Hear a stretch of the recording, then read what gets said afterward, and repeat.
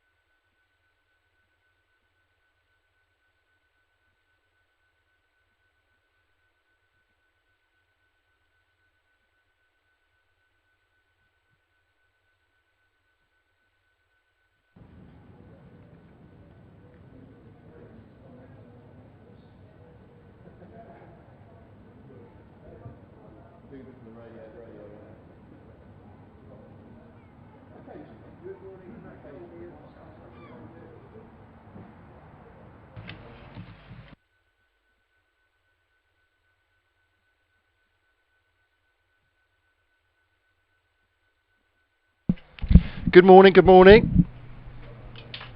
Hello, hello, hello. Oh, hello. Oh, hello, Gabby. Hi. Yeah, fine. How you doing?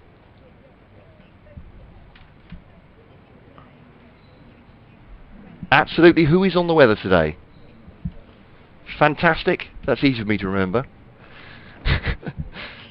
Brilliant. Thank you. Cheers. Bye-bye. Morning. Morning. Yeah, I'm fine. Thank you very much. How are you? Yes. I know. I know. S Crickets. Yes. Yeah. Well, yes. Yeah. Put the radio voice on there. Absolutely. Crickets. Yeah. Yeah. With the cricket. Maybe not. Maybe not. what can I do for you? No, not really. No. Yeah, updates at top of the hour at 1:30, except for 1:30. We do not do 1:30 because we go to lunch. No.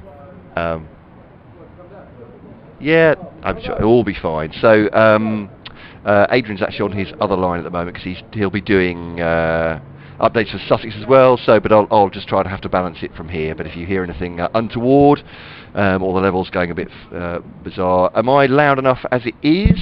I'm just looking at it. That's fine. Okay. Yeah, I think the lights look fine, and really just stick us to air as soon as you can. I think that's the other thing. On no, sorry, with the yeah, that yes, that we're not splitting. Not at all. Not. I'm full of confidence. So yes, absolutely.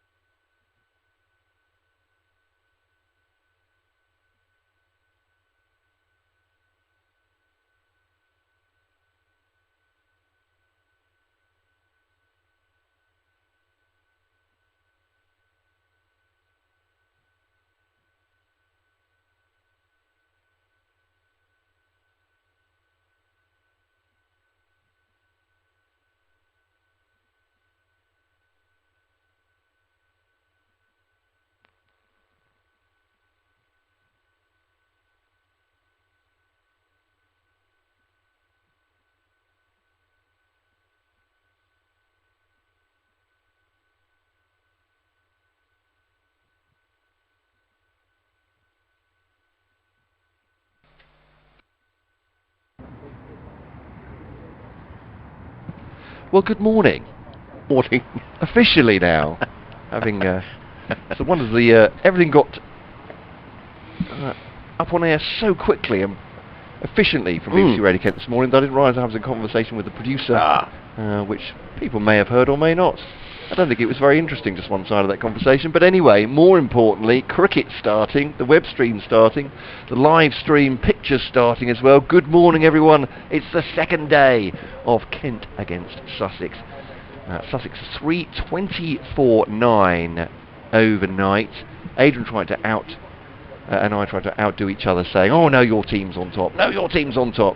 I think Sussex, just by dint of this last wicket partnership, probably the happier of the two teams. But certainly Marcus O'Riordan, after yesterday, the Kent spinner who took 2 wickets, said Kent pretty content, and he thought Sussex would be as well. Yeah. Your feeling on yesterday? Yeah, I think I would agree with that. I think Sussex marginally ahead. I think from where Sussex were at 221 for 6, these last 3 wickets or 4 wickets now have added, the best part of 100, and I think Sussex would have settled for that. Yeah. I think the general feeling is that it's a very good wicket. It's a good batting wicket. There's a bit of turn, which O'Riordan exploited yesterday. Slowish turn, but that may turn a little more as the game goes on. So I think it was a thoroughly good day's cricket. It's even Stevens. Sussex perhaps with their noses in front. If Sussex can add another, they're nuisance runs now, are they? Every run that Sussex get from here on in will be irritating for Kent. So it'll be interesting to see this sort of first half hour. Ben Brown will be looking to go for his 19th first-class 100. I'm just trying to see how many. I know he's placed 158 balls. I can't get the stats up this morning as to how many 4s he's hit. He's got 9 so far. Has he? Thank you. Yes. Thank you for that. That's good. And he's batted a long time, because he came in yesterday at 5-1, so he batted 2 full sessions. And it was pretty hot out there yesterday. I mean, it was hot for the fielders as well. So, but he sort of held it together really. Without Ben Brown's 90 and Tom Clark's 65, Sussex would have not been in great shape really. But as they are, and here come the players. Absolutely, out for start of day 2. Little handshake between Darren Stevens and Ivan Thomas. Well, Kent are doing handshakes. They're doing a sort of Morris dancing ankle to ankle tap. So yes. They look like doing a bit of a jig. But they've greeted each other warmly. Saw Darren Stevens taking a net this morning as well. His former teammate, of course, Matt Walker, now head coach, was doing throwdowns to him. I do feel that at some point Matt Walker probably said to him, "I can't believe it's come to this, Darren." I won't do an hour of throwdowns to you. How does that work out? But such is the coaching necessity. Yeah. Hazy sunshine this morning. I said in my pre-day tweet that it was overcast, but the sun is breaking through now. We're expecting another fine day.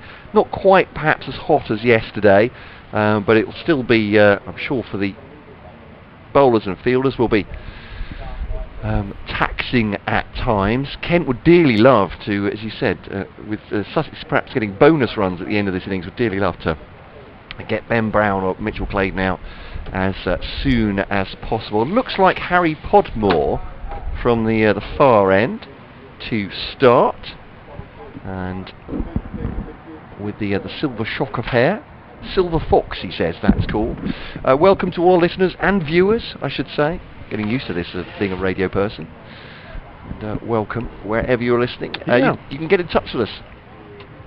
Give us a shout how you're spending your Sunday, as well as listening to or watching the cricket on kentcricket@gmail.com.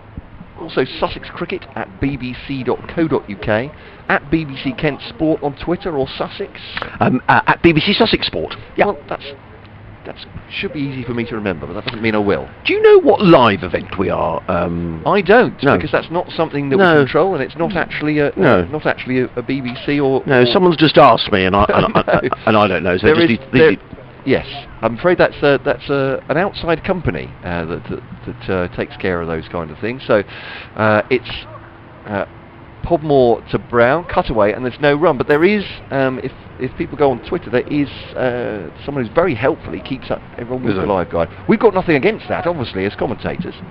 But as I said, it's no, absolutely. You're talking about live event, is that Yes. right? Yes, yeah. So that's, how can I say, that's so that you can listen to the commentary on sources which are not the BBC. Ah, right, okay. So I personally don't have anything against it because I just want more and more people to hear us. So there we go. Ball nudged into the onside. That's enough of that.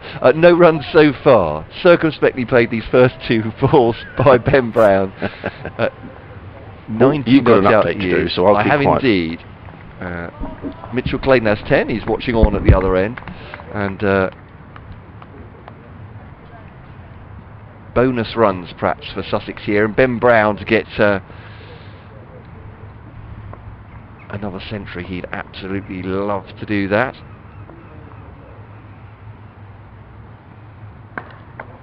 And this one again is a bit more aggressively played into the offside by Ben Brown. 2 slits next to wicketkeeper Ollie Robinson, Jordan Cox and Jack Leaning. Sam Billings has just fielded that as an extra cover. Mid-off and mid-on. Deep square leg, Daniel Bell Drummond, and a long leg as well. So defensive to Ben Brown. I think we've got a third man as well, but can't actually see them at the moment. So here comes Paul Moore, 4th ball of this opening over of the day. And first runs cut away to backward point, and that will be first one of the day. 3-2-1 for 9 Sussex.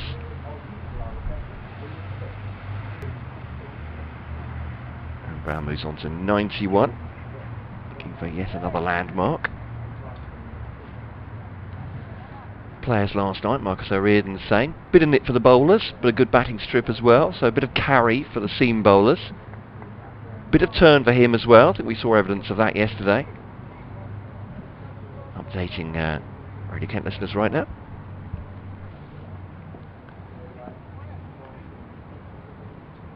At the moment they're trying to get rid of the irritating last pair, at least from a Kent point of view. Harry Podmore bowling the first over of the day. Mitch Clayton cuts past his stumps there and out towards the boundary. Former Kent player, I think, might get 4 there, so 5 added to the overnight total. So this partnership for the last wicket is irritating Kent. They'd like to get rid of them as soon as possible and start batting in their reply. So Sussex 3-2-5 for 9 on the second morning of this game.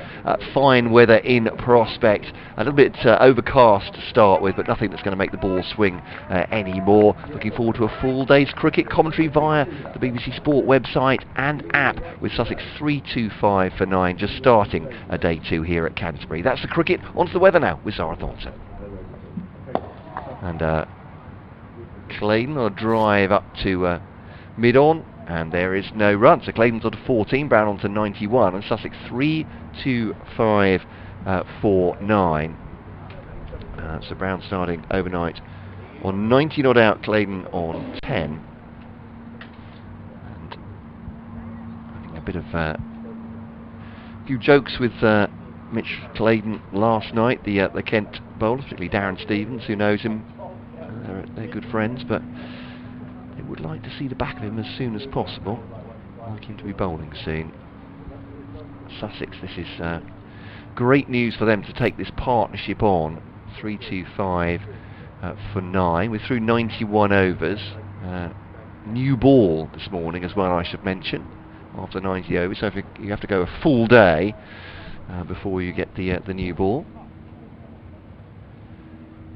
to protect the bowlers from being the quick bowlers from being brought back too soon in the day. Is the idea to save their stamina with this shorter pre-season in inverted commas, to get them up and running to the Bob Willis Trophy. Sussex 3-2-5 for 9 then, and it's Stevens to bowl to Brown. 2 slips behind hand again, and on a leg stump, this one pushed up to mid-on, and there's no run. Podmore has 3 for 79, took the most wickets yesterday, and it's 1 for 55 for Stevens, going about 2.5 and over. So BBC Radio Kent, BBC Radio Sussex. It's Matt Cole and Adrian Harms with his start this morning. Former Kent captain David Fulton is with us as well, now of course broadcaster as well. Looking forward to him showing us how it's done. No run from that next ball from Brown, just pushed into the offside.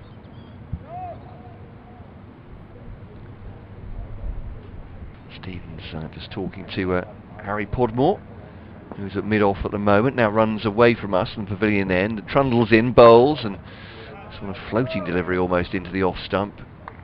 Slow for even Stevens, pushed back by Brown, and there is no run. 3-2-5 for 9. So encourage you to get in touch, even just to tell us what you're doing on a Sunday afternoon, or Sunday morning rather, going to the afternoon. It'd be wonderful to hear from you. And the cut away by Brown into the offside, and that will be a single for him, comes through to the other end, Mitch Clayton. I'm on commentary, so he's slightly frustrated because the other commentator on his own for another time. And we have an extra run, 3-2-6 for 9. I gather I was hooking up the audio to the video stream this morning that maybe some of our conversation early on got caught by the, on the video stream as well as our website listeners, so apologies for that. A very boring conversation between myself and the producer.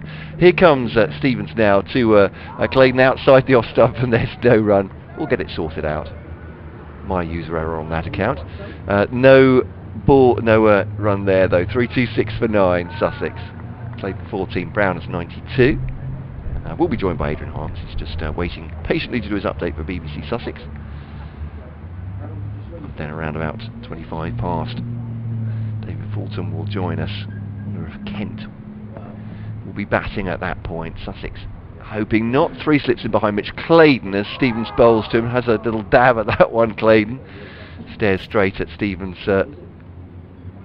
These two good friends, but at end of the over, maybe not out there. 3-2-6 for 9 then. 6 more added from the overnight total.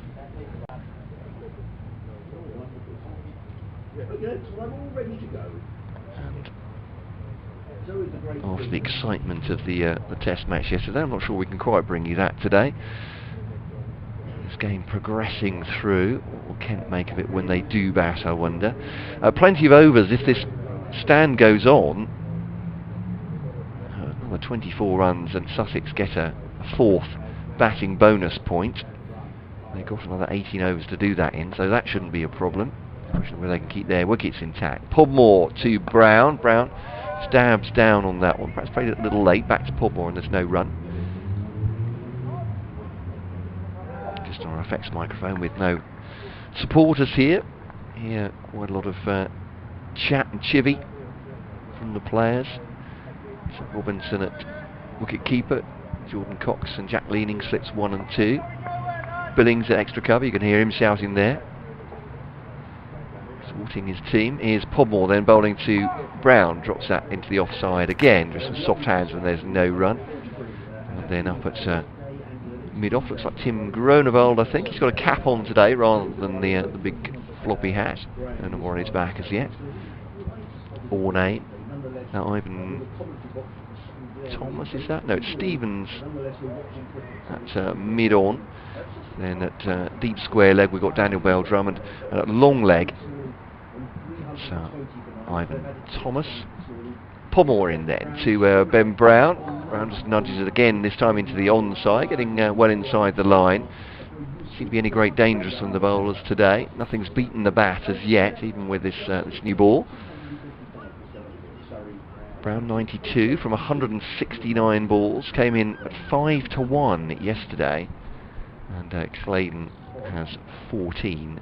So long innings for Ben Brown, and of course he'll be straight back out there wicket keeping as well. So when this wicket goes down, Portmore just to hesitate slightly, just waiting to get into his stride. Brown settles. Unfussy player Ben Brown on 92 now. Here's Podmore, and this one's driven into the offside, and that'll be 4 through extra cover. No chance for Hamid Kadri, who's at deep point, to pick that one up. And full delivery and driven away by Brown. Lovely shot, just steps across his stumps. Take the ball, 96 for him, 170 balls. Clayton has 14. And Ben Brown is four away. It'd be great to get Adrian on to acclaim Ben Brown's 100, but it doesn't look like that's going to happen. If it's 4 now, and he goes for it, certainly long handle, but a little bit under edge of the bat actually as he smacks it to Darren Stevens at mid-on, and there's no run. Keen to get Adrian Harms on the commentary because Ben Brown may bring up his 100, and it'd be lovely for him to acclaim that. Can I bring you on now, Adrian? And I'm sorry, we were slightly delayed with our updates on the radio. We were into our gardening programme. But it's your honour. Sussex is captain 4 runs away from his century. It certainly is, as in comes Harry Podmore, coming into bowl to the Sussex skipper Ben Brown. He's in bowls, and Brown plays slightly across the line. He's got his eyes on another boundary, hasn't he? Matt, he's already hit 10 fours so far in this innings of 96, and this is a partnership now between the two. We're 37, so these are becoming very irritating runs for Kent. But Sussex now will have, half an eye on thinking, well, another 20, and we can get ourselves another batting bonus point here. Which it seemed very unlikely when they were 221 for 6. Well, tell you what, in the meantime, we'll take batsman rather than ends, shall we? Yeah, why not? I'll take Mitch Clayton. Wonderful. That sounds like a very good idea. And also you can take the Sussex skipper, just a boundary away from his ton. Stevens to bowl to Clayton then. 3 slips in, and Clayton with fairly soft hands plays it into the onside. Had a little nibble at one from Stevens, last ball, the last over, and pointedly stared straight back in Stevens' direction. The two of them, I'm sure, exchanged a couple of words. I'm not sure what it would be like for the two of them, to be honest, being such great friends. Yes. And great chatterers out there in the middle when Stevens is desperate to get off the field. Yeah, absolutely. Get out, so. But here he bowls to him now, and leaves that very late. Yeah. I think Mitch Clayton, I think it's fair to be said, through the wicketkeeper, and there's no run. It's always very difficult when you're batting and you've got someone at the other end who's 4 away from 100. Even more so when it's your skipper. He's probably, I think Ben Brown deserves 100. He's batted really well, but you will be feeling, I really hope Ben gets through to his 100 here. But big responsibility on Mitch Clayton. Yeah, here's Stevens to the big left-hander, and it's just nibble past the outside edge. I bet Ben's heart was in his mouth. Through to wicket-keeper there, and with a flourish of the bat after having played down the wrong line, Mitch Clayton effects as if it was all completely intentional. Well, he's got inside the line. I suppose that was half the battle, but that was very close to the off stump as well. Very close. Stevens' radar is honing in on that off stump of Mitch Clayton and trying to get him to edge. He bowls once more, and Clayton right behind that one this time. Nicely played into the onside, no run. 3:30 for 9. We've been listening down in Sussex. I'm sure Matt Bishop, who's part of the media team. Good morning to you, Matt. He's been doing some great work down at Hove during the game, and if Ben's parents are listening as well, which they regularly do, they'll be slightly on the edge of their seats here, because if Mitch Clayton can survive these next 2 deliveries, then Ben will be back on strike. We're keeping everything crossed here. Here's Stevens then to Clayton. It's just a whisker away from the outside edge again, through to the wicket-keeper. And I'm surprised we didn't get the Stevens double teapot there. He's managed to cope. No, we got it now. He's going back to his mark. On behalf of Ben and Sussex, I can barely watch, Matt, because I would say there was a coat of lacquer between that and an edge. If that. I think I've got a lacquer on. That was so close. Come on, Mitch. I'm very biased here. One more ball for Stevens to Clayton. Lovely drive, actually, up to Kadri, who's now at cover, and that is the end of the over. Darren Stevens is going to go and exchange some words with Big Mitch there. Yeah. Maybe just a couple as he grumped past him, but very, very close to getting the edge. Stevens has 1 for 56. It was an excellent over from Stevens, a maiden as well. 3:30 for 9, but this could well be the main event, and certainly for Sussex supporters. Ben Brown closing in on his century, 96 from 172 balls on BBC Radio Kent and BBC Radio Sussex. Adrian Harms, Harry Podmore about to hold him. You said he made 2 swipes across the line in the previous over. Identical shots, balls 5 and 6. He got a lovely cover drive during that. Beautiful cover drive, wasn't that lovely? Now, in terms of the field, there are 3 men back saving the boundary, but there are gaps around the field which I will describe in a moment. Here comes Podmore running in from the Naggington Road end, comes in and bowls to Ben Brown, who clips that one on the leg side. He's running down towards the fine leg boundary. Is it going to get there? He's got one. They're going to come back for the second. Ben Brown goes to 98. It was clipped away nicely by Brown down to fine leg. Good bit of fielding by Ivan Thomas, who prevented it going for a boundary.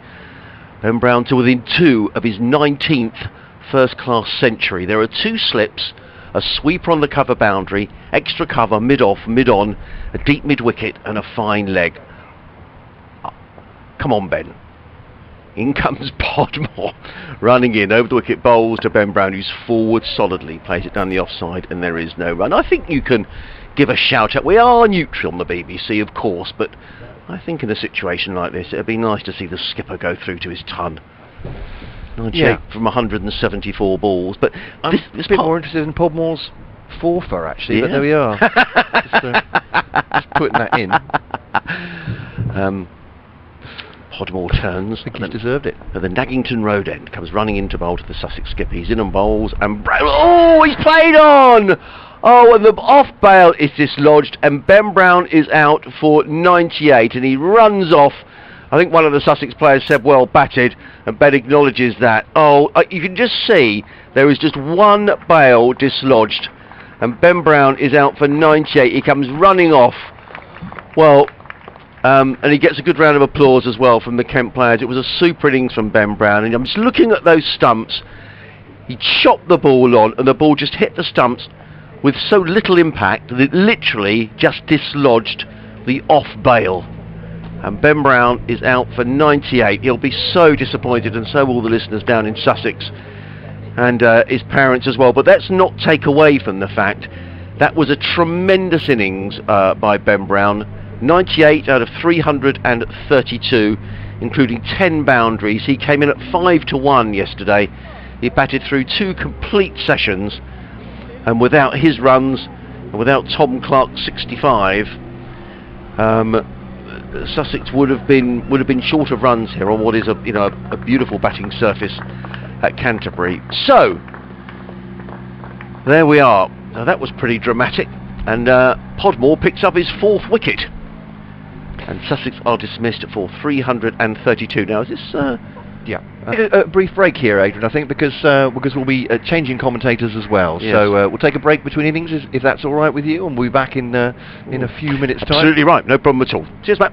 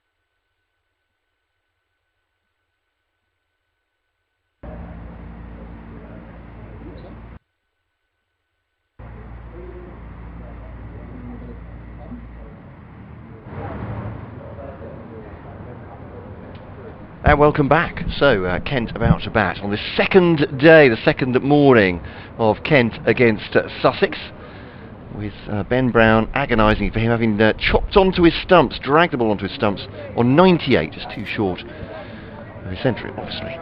Bites into that. And Harry Podmore finishing with 4 for 85. Slight apologies for Adrian was saying how much he was looking forward to Ben Brown's 100, and I said I was looking forward to the 4th from Harry Podmore, but there we are.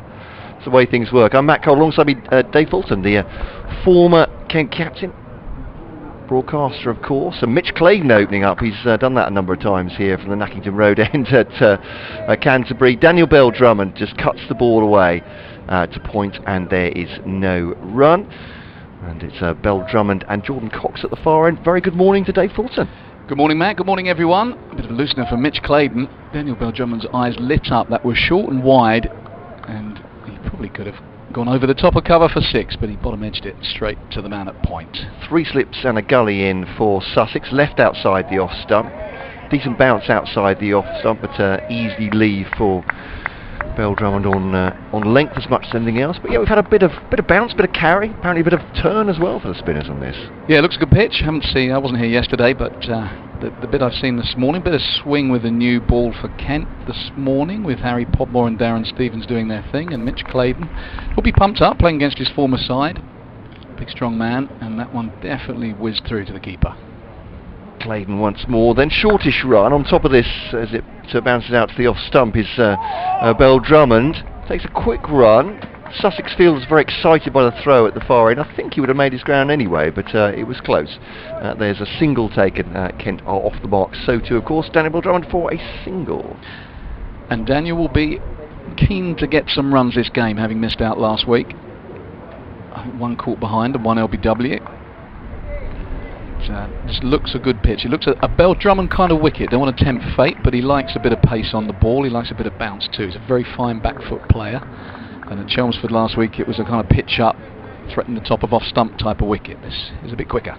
Here's Claydon then to bowl to Jordan Cox. Leaves that outside the off stump again. It's the 4th stump line, but it's bouncing well over the height of the stumps. Through to wicketkeeper Ben Brown. There's no peace for a wicketkeeper that can score runs, is there? He's came on at 5 to 1 to bat yesterday. Out for 98, straight back under the lid. Yes, keeping, captaining, scoring runs. Very underrated cricketer, Ben Brown. It's a shame he couldn't have gone to his 19th first-class century, but played beautifully. Indeed, yesterday really steadied the ship when he came in just before lunch. So, right behind this is Jordan Cox.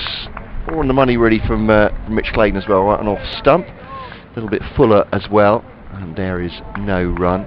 But yeah, should be a good contest, this one, certainly. I think Kent unfortunately have shown they've still got a collapse in them after last week's game against Essex with that 112 all out, which they somehow even managed to drag themselves back into a winning position from there. But good first innings against Essex. Here's Claydon, slinging action through to the wicket-keeper. No danger to Jordan Cox's stumps, and he gives that a healthy lead. Kent 1 for none after the first over of their innings. Yeah, I saw all 4 days of that game, every ball bowled, and I thought Kent were impressive in large parts. That their second innings apart, they were in top of the game for large periods, and I think the exciting thing about this Bob Willis Trophy is we're going to see lots of fine young players, as we're seeing here today, all over the country, getting a bit of a go. No relegation, of course, in these 3 groups of 6, and a lot of counties will be thinking, let's discover 1 or 2 and give them experience ahead of next year when things will hopefully return to normal. But in this interim period, what a great opportunity for the likes of Jordan Cox, Henry Crocombe and 1 or 2 others to show what they can do. Yeah, Jordan Cox showed a good deal of grit, didn't he, against Essex. Scored 29 in that second innings, that 112 all out, but was there for a good long time. And 1 more experienced players were falling around him. And this is Henry Crocombe, my first sight of him, running away from us. Slim, down the leg side. This is a tumbling stop by Ben Brown. Good take as well. No run there. No number on his back. Is it just the sunlight? A bit of blonde hair, I think, on top there. A little bit of blonde. I'm not sure if obviously hard to tell these days with Harry Podmore affecting. Yeah, that is not a natural blonde. Speaking as a natural blonde, Matt, that is not naturally blonde. Basically, it's more grey than anything else. He's doing a paint colour chart, I think, at the moment. He's going through the motions. That's on the leg stump, up on the thigh pad, so too high and down the leg side as well. But a shout from the wicketkeeper and slips anyway, why not? And there is no run to start. Daniel Bell-Drummond just trying to get the metre of young Crocombe. Yeah, the slips and wicketkeeper just loosening the vocal cords. It was going about a foot over the top and probably sliding down the leg side as well. Not the best shout, but yeah, Harry Podmore's hair, a bit like Jimmy Anderson had a few years ago, that was ill-advised. Is Crocombe to bowl to Bell-Drummond? That's a much better ball on off stump and tries to cut that away. Bell-Drummond, he's already on the attack. There's no run, 1 for none. I had thought in the Essex game about Heino Kuhn opening. In fact, he did as an experiment in the warm-up game. But, had him down at 5 instead, and he scored that 140 in the first innings. Not available for this game for reasons of imminent paternity. Crocombe to bowl to Bell-Drummond then. His 3 slips behind him. Forward defensive, no run. So that paternity is still imminent, is it? Because he missed the fielding. Yes. I thought that was experience from a senior pro, scoring 100 in the first innings, and then apparently his wife had 1 or 2 twinges, and Matt Walker said, "Well, you better go."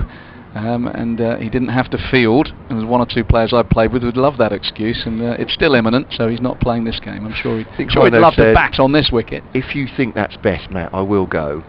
Here's Crocombe to Bell-Drummond, left outside the off stump, just goes straight on. No real seam movement, about a 5th stump line. And the sunshine here at the Spitfire Ground, St Lawrence. Beautiful scene, looking towards the trees at the Nackington Road end. Bell-Drummond has 1, Cox has none. Early impressions are that this is an absolute belting wicket. Real good pace and bounce, which is something that has been missing from the Spitfire Ground. The advantage of starting Championship cricket in August. About to do an update, I think, for the radio listeners. It's punched into the onside by Daniel Bell-Drummond. That'll be 4, racing away over the outfield. Well timed as well. Not very much backlift either. Updating radio listeners right now.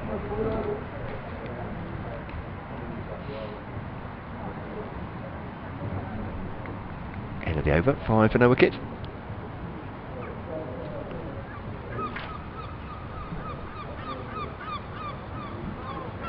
Good morning. Well, it's a beautiful day to start with. Sussex bowled all out for 332. Good news for Kent, that, in that they were trying to get rid of the last wicket partnership for a while last night, and they stayed around a bit too long for their liking. In the end, it was agony for Sussex captain Ben Brown, who was chopped onto his stumps, last man to go for 98, too short of his century. 4 wickets for Harry Podmore in that innings. Kent batting now, 5 for no wicket. Looks like a cracking batting wicket as well. Full sunshine throughout the day. Daniel Bell-Drummond is off the mark with a great 4 through the onside. He has 5. Jordan Cox has none. Commentary, as you said, Andy, continuing via our website and the BBC Sport app.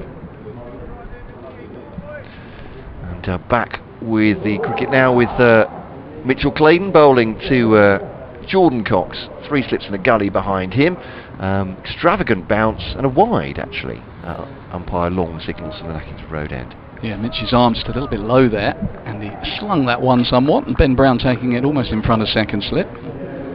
Maybe hoping for a bit of movement back into Jordan Cox. Mitch Clayton is that kind of bowler who will look to extract a bit of bounce on the pitch, to thump the ball into the surface. Big shoulder bowler, big strong man. Emails coming in on kentcricket@gmail.com. Great to hear from you this morning. Do get in touch.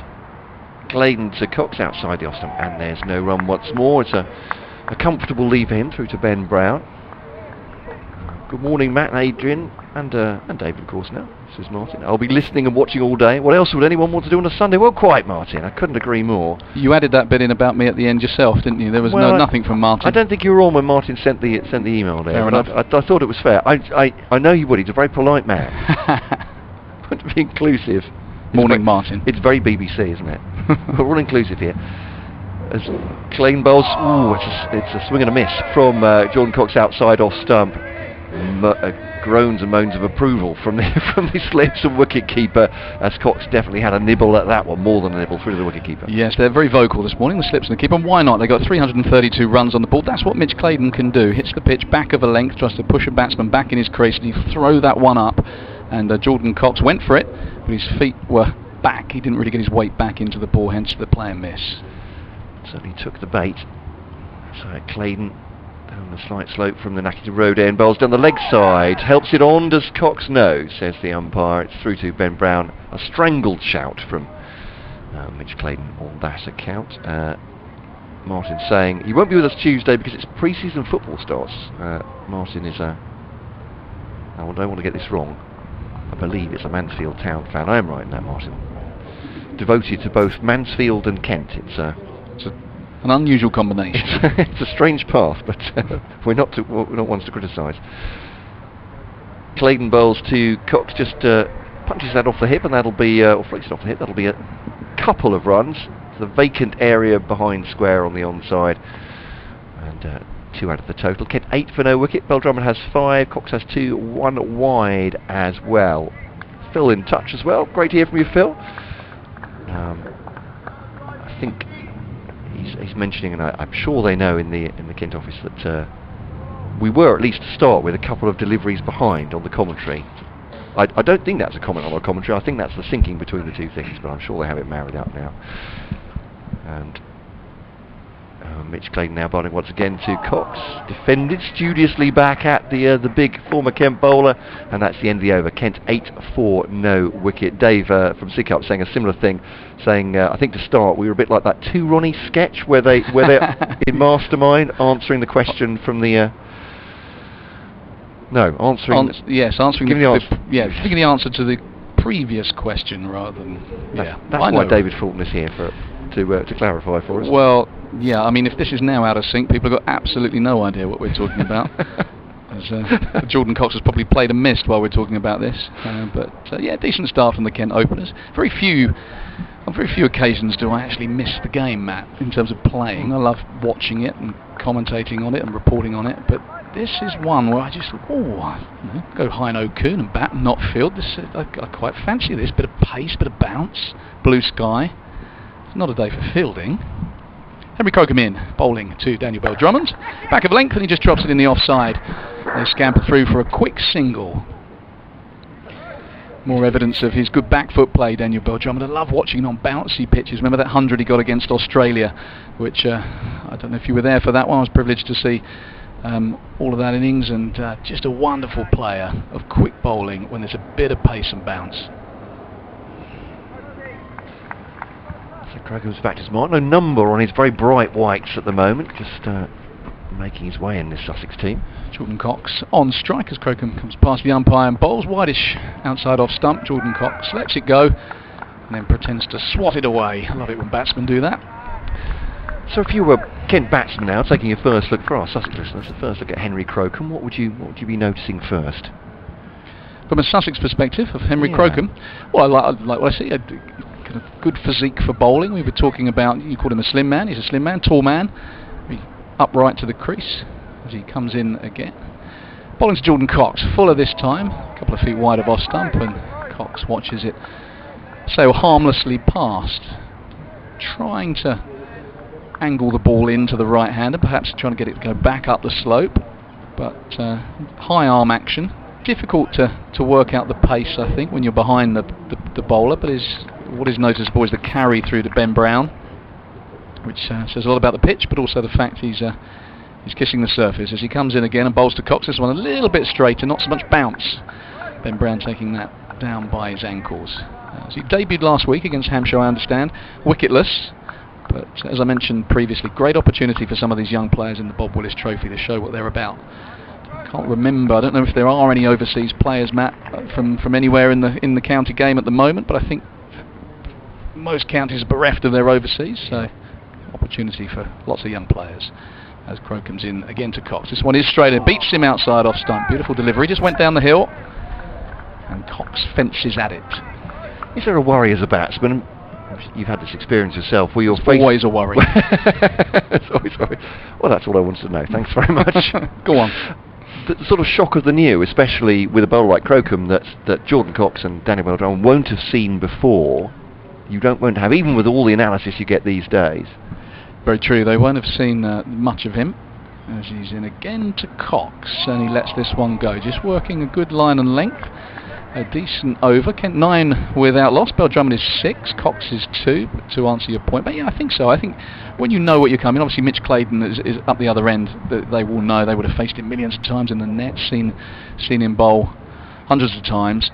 You do kind of know what you're getting. You know he's going to hit the pitch. Crocombe, just his second game. They might have played some second team cricket against him. I'm guessing Jordan Cox might know him a bit. Players on the circuit these days tend to know each other a little bit, especially the young ones. And obviously there is video footage, but until you face someone, it's not quite the same. So yeah, I wouldn't say you worry about it, but you'd probably be more watchful just to see what he has to offer. Clayton then from the Nackington Road end to bowl to Bell-Drummond, who leaves this outside his off stump. Again, it's bouncing over that off stump. It's come back at him to the leave. So Clayton has head in hands, but just on that good length. It's got good bounce as well. It is clearing the off stump.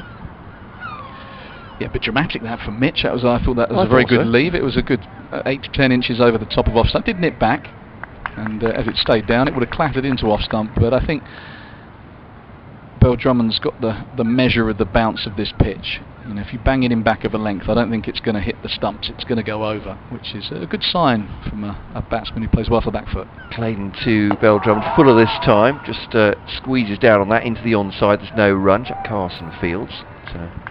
Square leg running round to mid-wicket. 9 for no wicket. Still those 3 slips and a gully in for Sussex. They've got a point, mid-on, mid-off.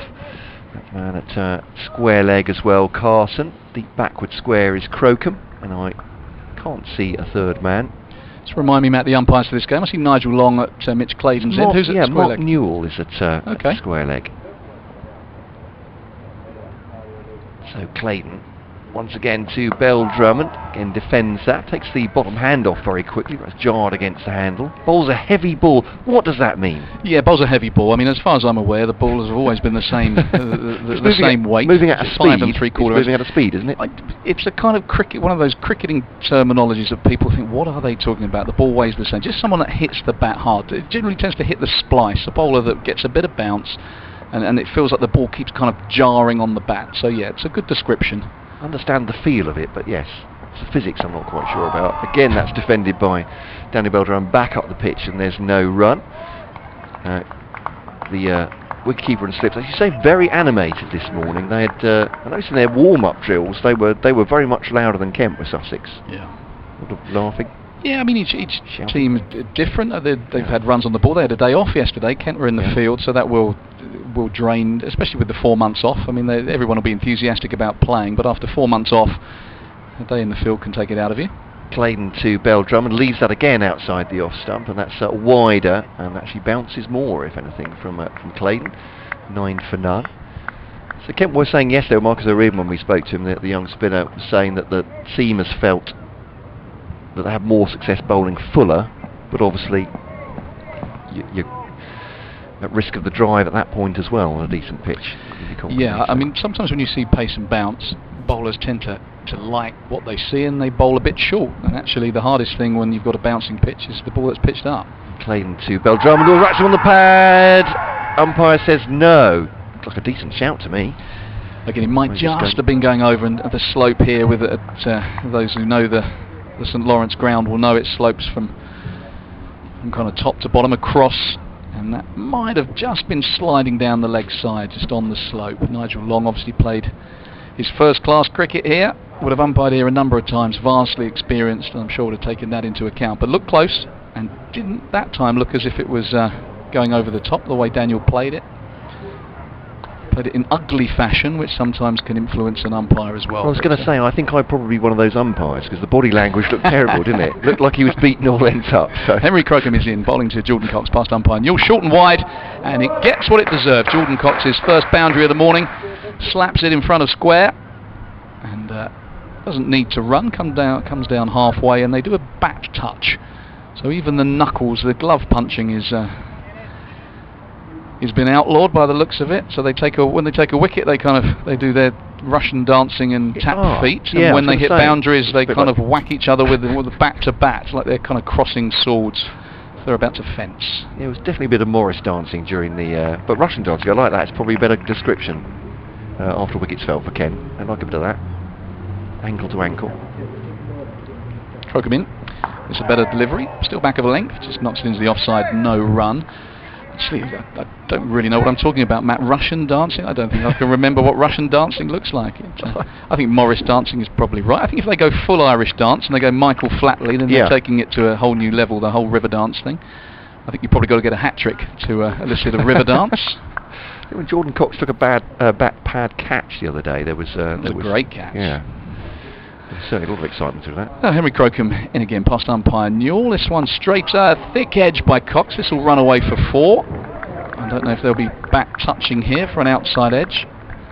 If it was a good shot, I didn't mind a glove punch, but I always felt a little bit guilty celebrating with my partner when they just... Hold on, no, that warrants a glove punch, no less. No. Maybe they were a bit closer that time. But, yeah, 4 runs to Jordan Cox. 2 boundaries in the over. Kent 17 without loss. Bill Drummond is 6. Crocombe a little unlucky there. Decent delivery, which brought Cox forward. And I think your earlier point, Matt, about trying to get the ball a bit fuller, that would be my advice to the young fella at the moment. Bowling nicely, but can he just maybe a foot or 2 further pitched up? He's in again to Cox. And he lets it go outside off stump. No run. Yes, this pitch very much playing as it did yesterday, pretty much true, but again, with 300 odd on the board, you might expect the Kent bowlers to be a bit down in the dumps, but Marcus O'Riordan, the Kent camp, pretty impressed by the pitch itself, in that you can score reasonably quickly on it, but there's a bit in it for every bowler as well, so it seems pretty much ideal. Crocombe is in, bowling to Jordan Cox. This is Fuller, and I don't think there was any batting that. It beat Jordan Cox, all ends up. Looks like he played outside it, going for a big expansive drive. Might have bounced out the footholes, took Ben Brown by surprise. It's signalled by umpire Mark Newell as byes. So Ben Brown, who had a pretty faultless game yesterday with the bat, concedes a couple of byes, but that flew through, and the way it bounced, Brown trying to take it high up to his left-hand side, it might have just caught the edge of a foothold. Yeah, Cox just patting down foothold. Couldn't quite know how he missed it, but well bowled, young man. That was a better length, trying to get Jordan Cox into that drive. 19 without loss. Crocombe in again to Cox. And this is outside off stump. No run, lets it go through. And Kent making pretty decent start here, Matt. 19 without loss in reply to that Sussex total. Yeah, a couple of players went on the drive yesterday for Sussex in similar fashion. Tom Haynes, actually, when he'd made a decent start, the youngster. So, caught slip, driving extravagantly down that 4 stump line. We're having a quick drinks and sanitizer break. We haven't really got a catchy phrase for whatever this is. For the sanitizer break. Yeah, I think Ben Watts came up with gel break, because it sounds a bit like jailbreak, but I'm not sure gel really quite covers what we're doing here. Yeah, it seems to take a little bit of momentum out the game, especially from where they're doing the gel break, because they're to where Mitchell Clayton's starting his run-up, which means that the 12th man from Kent, well, I suppose it's Sussex, yeah, so the Sussex team are in the Les Ames stand, aren't they? So that's why they're doing that. Yeah. I'm talking nonsense, it's only 15 yards away. There's a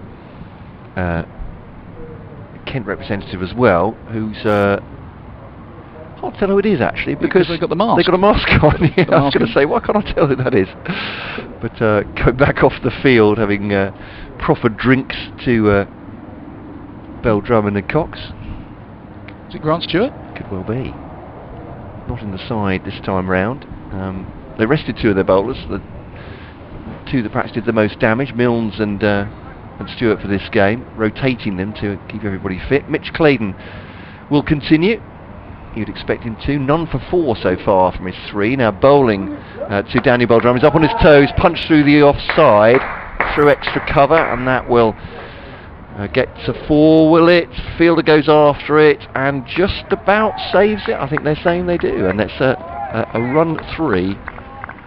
Well, they usually run 3, don't they? 22 for no wicket from Bell-Drummond, but back foot, decently timed. Back foot, lovely shot. Classic Bell-Drummond. Didn't try to hit it too hard, just leant on it And it would be one for the third umpire and a bit of video footage, I think, just to see whether that crossed the line. But a good bit of work from the fielders, reeling it in. So 22 for none, Ken. Dave Thornton saying decent start here. Again, slinging action from Mitch Clayton, getting that arm lower. Through the wicket keeper. Cox doesn't bother looking at that one. Through to Ben Brown. Those 3 slips in the gully as company for him. There's much chatter. Yeah, we're just quieting the fielders down this start. Exactly what you want to do as an opening batsman. Just solid, I'd say. My observation so far, Sussex been just a little bit short. Clayton in particular. Crocombe a little bit short as well. And the run-scoring shots have all been off the back foot. Clayton, I was going to say it's a shortish run for him. Big strong man though, bouncer, and Cox just squats underneath it through to wicketkeeper Brown once again. So signalled for the one for the over by umpire Long at the other end. And that's how Clayton will operate. He'll look to hit the pitch, throw a few bounces in, and then slide that fuller one up that we saw in the last over that Cox played and missed at. But, as an opening batsman, you have to set yourself to hit back past the stumps. Here he comes once again, Big Mitch. Murray of Kent, of course, just flicked off the pads by Jordan Cox. Screams from the slips, but they'll take a single down to long leg where Crocombe fields. And they're on to 23 for none. Played it late, did he? Is that what the excitement's about? Or I think he might have played round that front pad a touch. Right. It was full. It might have been kind of hitting leg stump it with the slope. I don't think he looked in too much danger, and he played it comfortably enough. But there are times when you work the ball through square leg that the fielders let you know that you might have been playing all round that one. Clayton to Bell Drummond as the batsman switch over down the leg side. That one, Bell Drummond has a flick at it but doesn't make contact. Good take from Brown, anticipating it, going down the leg side from Clayton. 23 for none. Lots of responsibility on Mitch Clayton here. No Ollie Robinson, of course. He's been called up into that the bubble, hasn't he? Back in the Test environment, and he was excellent last week in Sussex's win against Hampshire. A real class act. Spoke to Matt Walker about him because he obviously saw quite a bit of him up in the bubble at the Ageas and Old Trafford when Robinson was part of that squad, and they all liked what they saw. Great wrist, great control, very skillful bowler. Clayton to Bell Drum once more, leads it outside off stump, shuffles across his stumps in the process, and that's the end of the over. 23 for none. So yeah, Clayton, as you say, the most experienced of the bowlers on show. Stuart Meeker, although he's in his early 30s now, not played much cricket, and obviously has made the move to do exactly that, but a young attack apart from those two. Yeah, young attack, and Meeker's got a lot to prove. You know, fine bowler, one I've always enjoyed watching bowl because he's got pace. He can bowl in excess of 90 miles an hour, but he made his first class debut for Surrey back in 2008, just 89 first class wickets in, what's that, 12 years.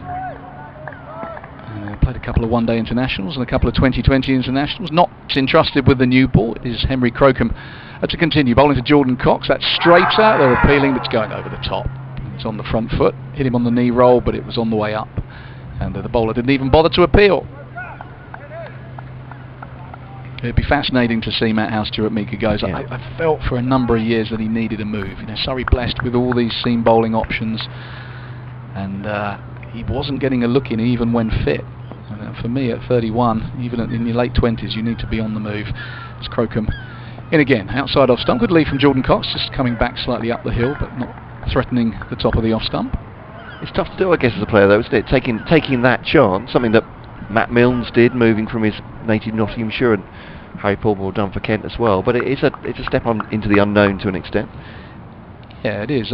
I think history will show that a lot of players who make the move, probably a bit earlier than Stuart Meeker has, can actually go on to achieve higher honours as well. It can ignite a career. Crocombe in, Fuller, Cox drives nicely down the ground. The bowler won't mind that. Didn't quite get his weight into the shot, but showed the full face of the bat. It's going to be pulled up. They'll get another 3. So throw comes. I say throw comes in. Yes, throw comes in. So Finch. Nice shot from Jordan Cox. So Henry Crocombe trying to get the ball a little bit fuller. And probably the best shot Jordan Cox has played so far this morning. Nice off drive down the ground. Brings Bell Drummond on to strike as Crocombe bowls. That one, plenty of bounce. But as an opening batsman, you see that one go through and you just smile to yourself because that's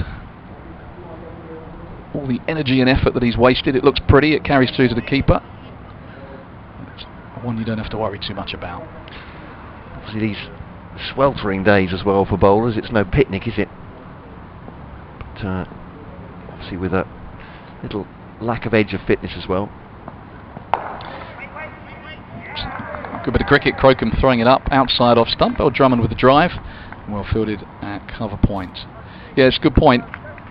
You mentioned the cloud cover earlier in the day. Well, it's burnt off now, and you can feel it even in this commentary box. The sun is beating down on the players. Heat coming up off the ground. They'll be fresh at the moment, not long in the field. Kent 26 without loss. Into the 8th over as Crocombe comes in. Last ball. That's a nice delivery. Bounces over the top of off stump. Daniel Bell Drummond watches it go through again. End of the over. 26 without loss. Sussex making 332 with Ben Brown. So unfortunate to miss out on 100. Played quite beautifully. Chopped on to Harry Podmore on 98. Tried to farm a little bit of the strike with Mitchell Claydon, who did his bit. And couldn't quite get to 3 figures, but a fine hand from the Sussex captain, who's now marshalling the troops. Be pretty pleased with his side's position in this game. But they will want a wicket or two, Sussex, because this looks a good pitch. And Kent, who are still missing Zach Crawley and Joe Denley, of course, but do have their skipper Sam Billings back in their ranks.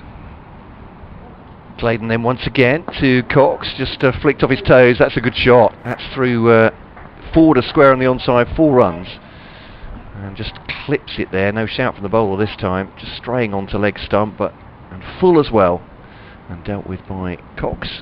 Kent on to 30 for none. Good start for them. 18 for Cox now, 9 for Bell Drummond. Yeah, leg stump half volley, tucked away by Jordan Cox. Meat and drink for an opening batsman, and that delivery and that shot prompted George Garton, who's at 3rd slip, to start loosening up.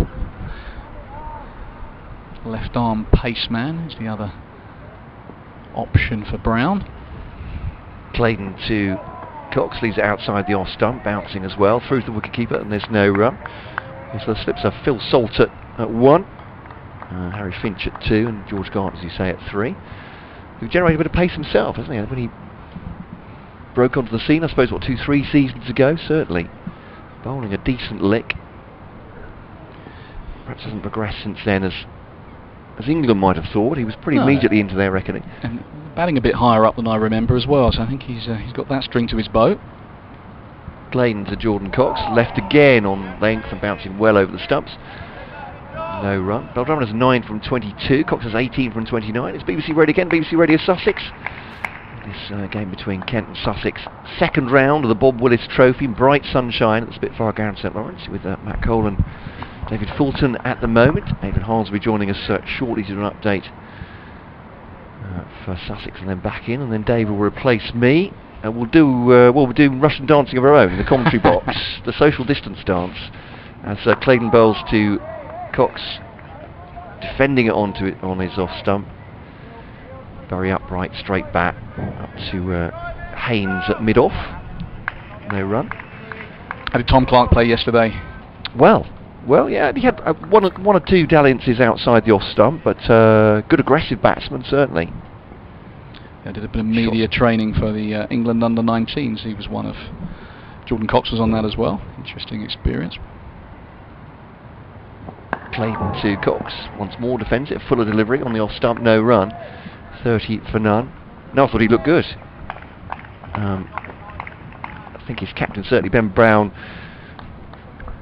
anchored when Clark was in, so his scoring rate was much higher, but had shots both sides of the wicket. Looked pretty good to me. Is Adrian lurking? He appeared at the window. Yes. Maybe just to do something, prepared, stretching, ready for his Russian dancing handover. Ghostly apparition. Here's Claydon bowling to Cox. Squeezes down that into the offside, and there's no run from, again, a good length delivery from Mitchell Claydon, and that will be over. We'll say goodbye for the moment to David Fulton, who will be back with you in probably around about 5 minutes' time when I've done my update. We'll get the wipes, the sanitizer out. There'll be a handshake, well, an ankle tap between the two of commentators as they make their way past. Hopefully, listeners, you won't feel a thing. the doctor will see you now. And Adrian's into his position. As I said, David Fulton will replace me after I've done the update for BBC Radio Kent. Great to have your company on the emails. I was about to say texts and emails, but that's a radio thing. We don't have those at the moment. Welcome wherever you are listening. Great to have your company. Bright sunny day. I'm sure many of us, you would have been crying salt tears for me and Adrian yesterday as we moaned about the heat in the commentary box to start the day, as it rose to 35 degrees, or probably more in here, but it's cooler for everyone today. Bit of breeze in this part of Kent anyway. I gather West Kent is probably still sweltering as it was before.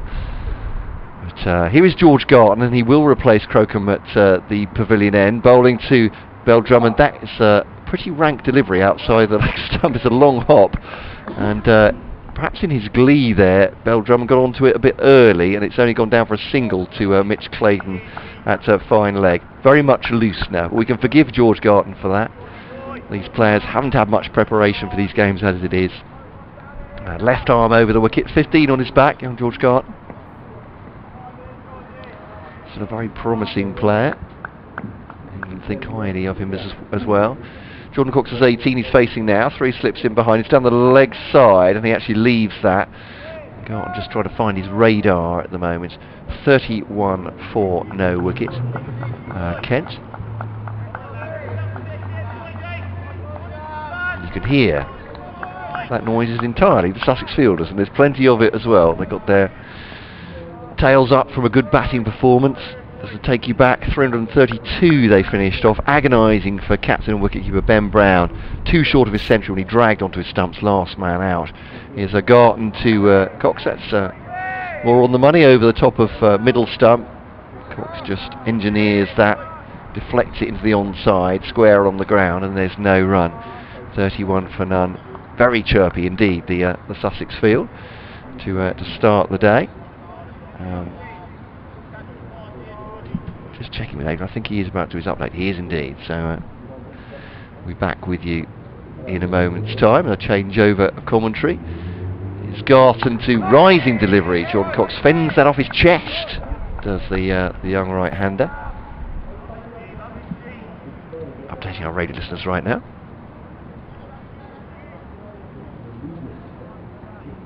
And Kent have made a good start to their first innings in the sunshine here at the Spitfire ground, St Lawrence. They are 31 for no wicket. I won't say entirely without alarms from the Sussex new ball attack, but Daniel Bell Drummond on 10 and Jordan Cox on 18 have looked pretty assured so far. Garton just bowling the left armour for Sussex. He's their first change. No ball, so 2 more to the score.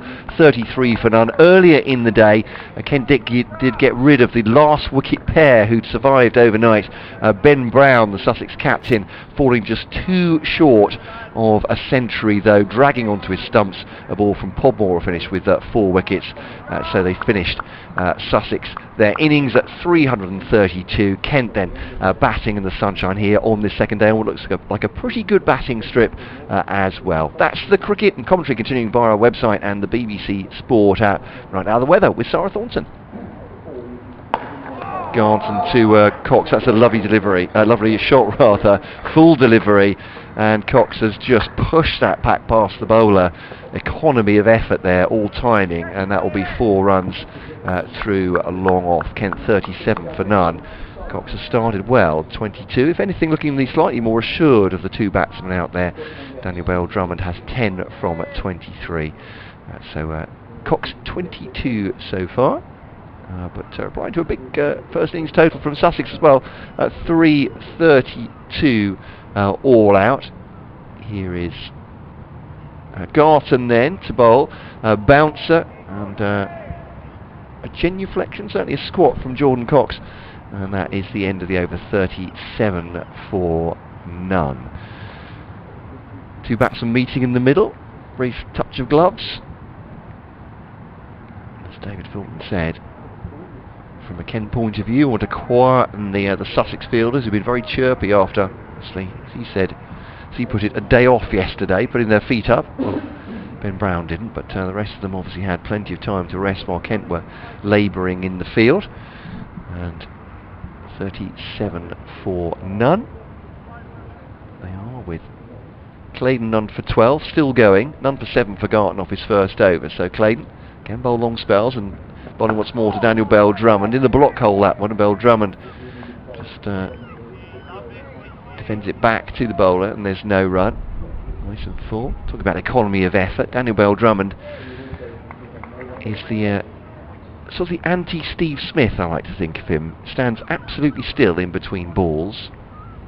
Does nothing. He's just gone back to his crouch now. One tap of the bat, lifts it up. Claydon comes in to bowl to him. Bell-Drummond drives up towards mid-off, and it's stopped. There's no run by mid-off. Just picking out the fielder there. I think that's Tom Haynes up there. It is indeed, number 20, just fielding the ball.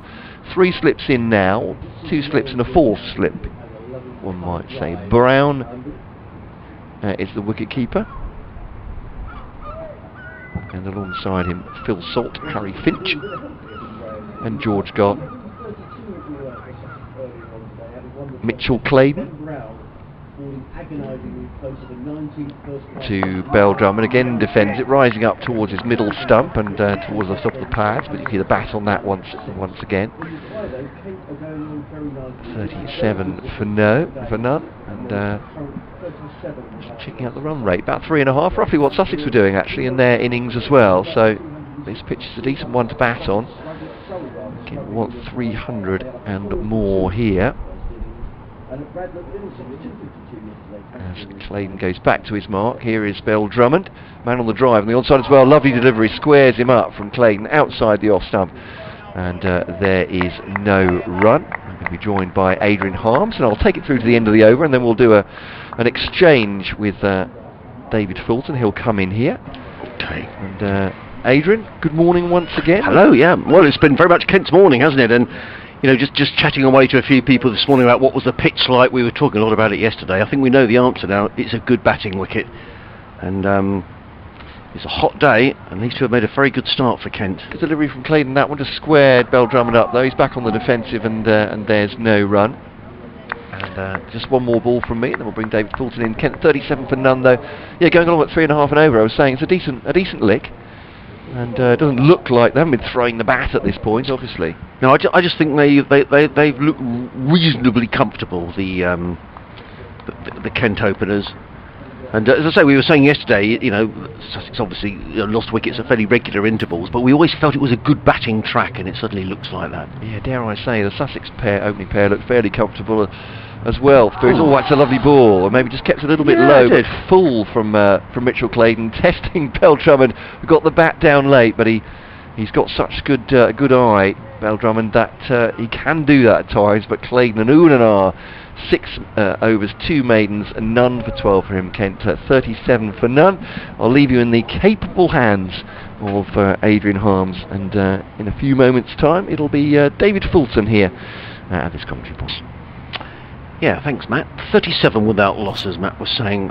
Kent, a very solid reply so far. Jordan Cox on 22, Daniel Bell-Drummond on 10. It's going to be George Garton who's going to carry on from the pavilion end of the ground, coming running into bowl to Cox, who's on 22. He's in and bowls, and Cox just plays that fairly late down to fine leg, fielded by Mitch Claydon. And it's a single to Cox. He goes to 23, and Kent to 38 without loss. It is a glorious day. There's a bit of high-level cloud floating around, but it's actually less cloudy than it was yesterday. And whilst I didn't think it was quite as warm this morning, there seemed to be a bit of a breeze. I could just see the trees in the distance at the Laggington Road end, just swaying ever so slightly. So perhaps that's just giving a bit of a cooling breeze. As in comes Garton over the wicket and bowls, and Bell-Drummond lets that one go outside of the off stump, taken by Brown, and there is no run. The total remains on 38 without loss here on BBC Radio Kent and BBC Radio Sussex. Myself, Adrian Harms, slightly to be joined by the former Skent. That's a Kent and Sussex. The Skent kipper. Lovely. David Fulton. Good to see you, David. Adrian, good morning. Garton. Good afternoon, as it now is. Yeah, it's gone quick. Back to his mark and runs away from us. He's in and bowls, and Bell-Drummond just covers up and plays to mid-wicket, footed by Carson.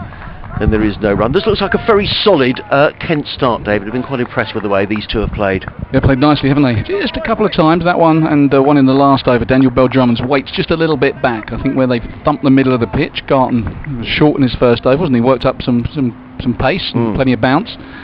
Daniel perhaps sending himself on the back foot. That one fullish and looked like it came back at him a bit. So you just got to watch for that. But yeah, Ken will be pleased. 38 without loss. Decent start.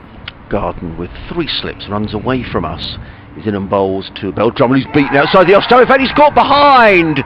No, Bell-Drummond isn't convinced, and he's standing there. Garton thought he got his man. The slip cordon went up. Garton was celebrating mildly, and now they're all standing looking at Daniel Bell-Drummond. But the umpire decides that's not out. Well,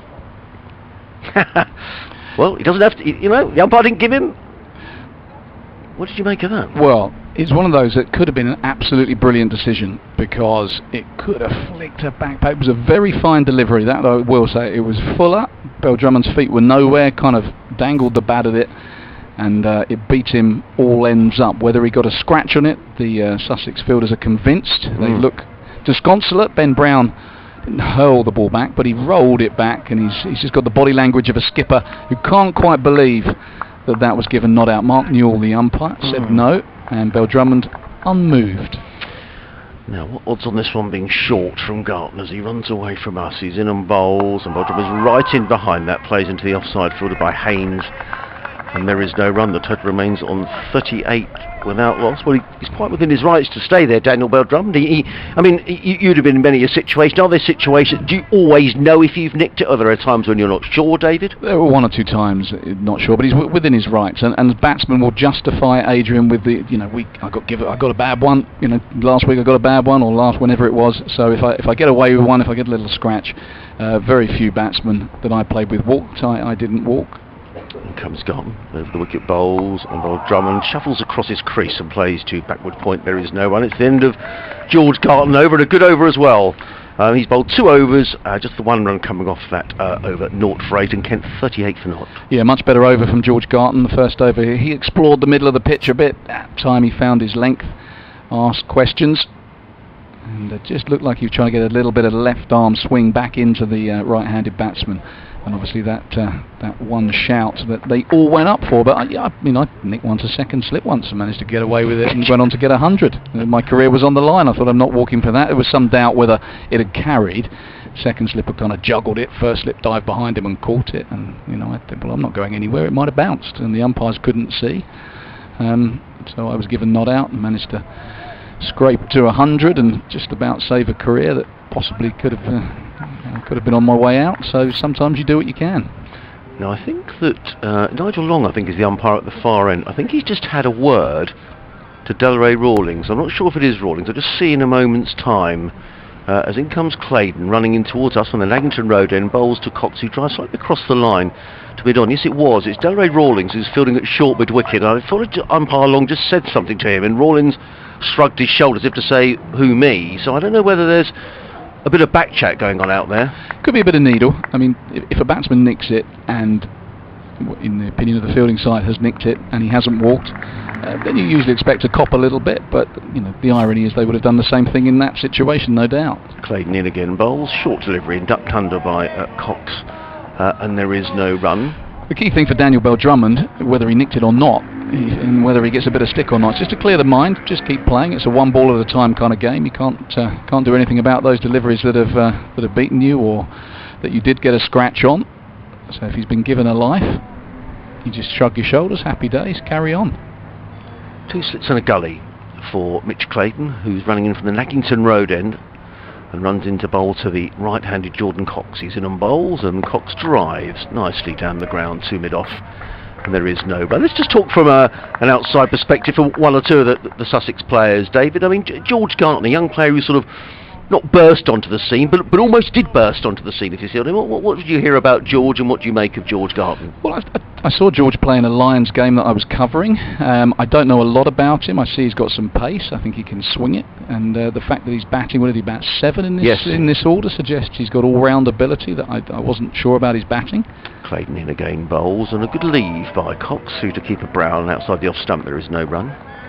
So, you know, with that variety that he's got with the left arm angle, He's obviously got pace. I think I've seen him clocked around the 90-mile-an-hour mark. And if he can find that swing and that control, then what an asset he's going to be for Sussex, and who knows what he's capable of. But certainly adding that batting string to his bow, if he can score runs. And this is the lovely thing about the Bob Willis Trophy: these younger players getting opportunity, and those more established getting higher up the order. Clayton in again bowls, and Cox is forward, placed to mid on, and there is no one. Yes, he made a very good half century last week against Hampshire, and in fact that was his third consecutive first-class half-century. He made runs at Derby and against Worcester in the last 2 games of last season, and I have to admit it was a side of his game that I hadn't seen either, and Jason Gillespie had clearly seen something and thought, well, he warrants a move up the order. Yeah, and he's only 23 years of age, isn't he? So you think there's a lot more to come. Players all develop at different times.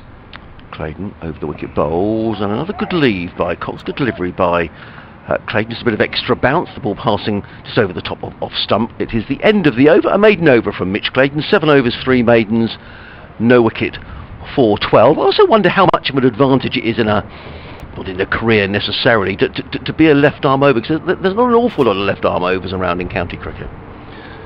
Well, I think it certainly helps, because, like you say, if there are not many of them, and if you think of the current England setup, for example, there's some variety in the attack with Archer, with the bounce and pace he can extract.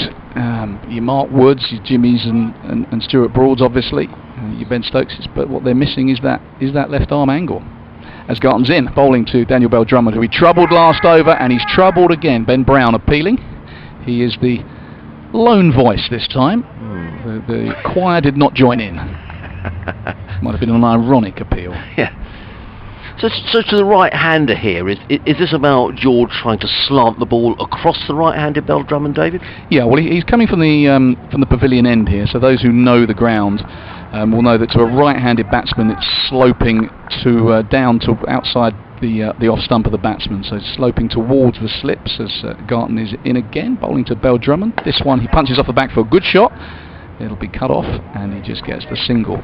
But the advantage of a left armer bowling from this end is that the natural angle and slope will take the ball away from the right-handed batsman, but if you can swing the ball back in, then you can also bring the stumps into play. So as a left arm quick bowler, most of them try to bend the ball back in. I don't know, you'd have seen him a lot more than me. Yes, absolutely. I presume absolutely. He can swing that ball. He looks like he's got an action that lends itself to swinging the ball back in, but he's also got the slope and the angle to take it away. Bowls now to Cox, Garton. This one does swing in, it is too straight and it's clipped away, and they will scamper back for 2 as Big Mitch Clayton does the fielding down at fine leg. How pronounced is that slope, Dave? Because from here, the ground looks pretty much flat as a pancake, but clearly it's not. No, it's not. It is significant when you're out there. It's similar to Lord's. Lord's slopes directly across. There is a bit more kind of front to back tilt here at the St Lawrence ground as well. So kind of long off is the bottom corner as Cox faces here to Garton. He's in Yorker, dug out, squirted away along gully line, and this might run away for 4 down the hill. A couple of fielders after it, and they reel it in. Good bit of work. They scamper back for 3. Takes Cox to 28, and Kent are 44 without loss. Bell Drummond is 11. Yeah, you just, there are subtle differences when you bat and bowl from each end, just in terms of your alignment from a bowler's point of view. You know, the ball will tend to go down the slope. Not always, every now and again one will come back up the slope, but you just allow for that a little bit. As Garton is in again, this time to Bell Drummond. It's fullish, he turns it away to the leg side, straight to square leg, no run. 4 fielders on the leg side for the left arm quick. 3 slips, a backward point, and a mid-off is the offside field. Quite warm out there, Jordan Cox just signalling that he'd like a drink. Must have been sweltering, Adrian, yesterday. It really, and it was hot in here as well, David. You got the sun in here pretty much. We got the fan set up, so thank you to Kent for organising that. But it was hot. It just feels a little cooler. I could just see the trees were gently swaying at the Naggington Road, and they've stopped now, so it is pretty warm.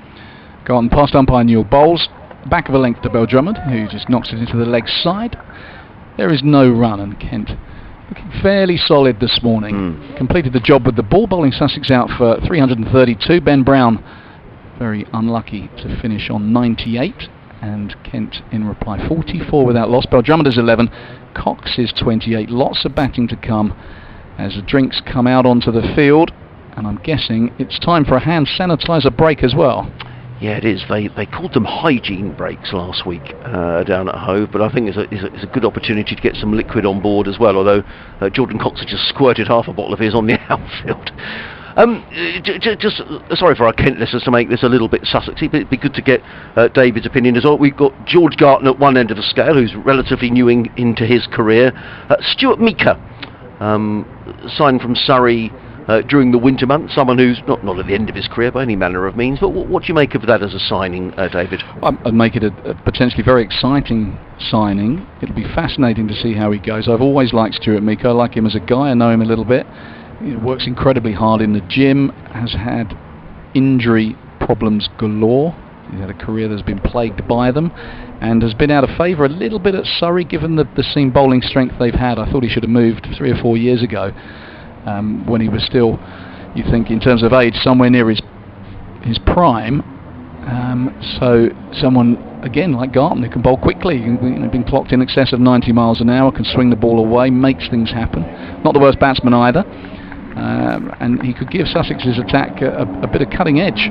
But is this Crocombe back into the attack? Yeah, it is, and I was interested because I thought Mitch Kane looked like he was going to have a break, but it is going to be Henry Crocombe, and I'm perhaps a little surprised that Stuart Meeker hasn't had a bowl yet, but in comes Crocombe for the Naggington Road end, bowls to Cox, who drives firmly to mid-on, and there is no run. Yeah, your Stuart Meeker, he is loosening up. Yes. So maybe maybe his preference is to bowl from the pavilion end, and he's someone who likes to take the ball away from the right-hander. So a lot of bowlers here. I played a lot and captained Amjad Khan and Martin Saggers, and Amjad would always bowl from the Nackington Road end, and Martin Saggers would almost 95% of the time from the pavilion end. Crocombe in again, tall action bowls and driven down the ground. He takes some of the pace off that, but he's still going to run away for at least 1 and probably 2. Stuart Meeker needs to chase back from mid-on down towards the boundary, but it's 2 goes to 30. He's looked in good nick this morning. Kent to 46 without loss. Yeah, he's played nicely, Jordan Cox. I enjoyed his innings last week at Chelmsford. It was dogged when Kent were being bowled out in their second innings. Cox was the mainstay at the top of the order. Today he's been more free-flowing. But yeah, to go back, Amjad Khan, I mean, he looked aghast once when I asked him to bowl from the pavilion end. It's like, well, that's not in my contract. Comes in the bowls, driven down the ground. That's 4 runs. No point chasing that. That was gun barrel straight, driven straight down the ground. Just slightly over-pitching Henry Crocombe, and Cox very quickly onto that, drives it down the ground, and the Kent half-century is up. 50, just in the 15th over, coming in less than an hour, so we always felt this was a good batting track yesterday, and I think these Kent openers are proving that that's very much the case. Yeah, it looks a belter. The ball's coming onto the bat, there's been good bounce, and as the hardness goes off this new ball, it'll be a good day for batting. Crocombe comes in and bowls, and that's down the leg side, taken by Brown. And there is no run. And this is the trouble for a young man who's playing just his second first-class match, might not have played here before, and the slope that we've seen when he was from the pavilion end, with the ball sloping away from the right-handed batsman, he was perhaps a little wide in the channel. It didn't make the batsman play enough. Now he's coming from the Nackington Road end, where everything slopes in towards the batsman. He's been a bit straight, and that one down the leg side. 2 slips in the gully go down. He's in and bowls, and that's short, and that was a pacey delivery, and Cox at the last minute was down almost on his knees, but watched the ball. That was the key there. He watched the ball all the way past the end of his nose and through to keeper Brown, and there is no run. Yeah, good bit of cricket. I'm just wondering if you're Stuart Meeker, closed season signing, making your debut for Sussex, to be left this long, I think you'd almost want to be. You'd be desperate to get the ball in your hand, I would think. You'd be keen to charge in. Crocombe in and bowls and clips away. That's going to be 4 more.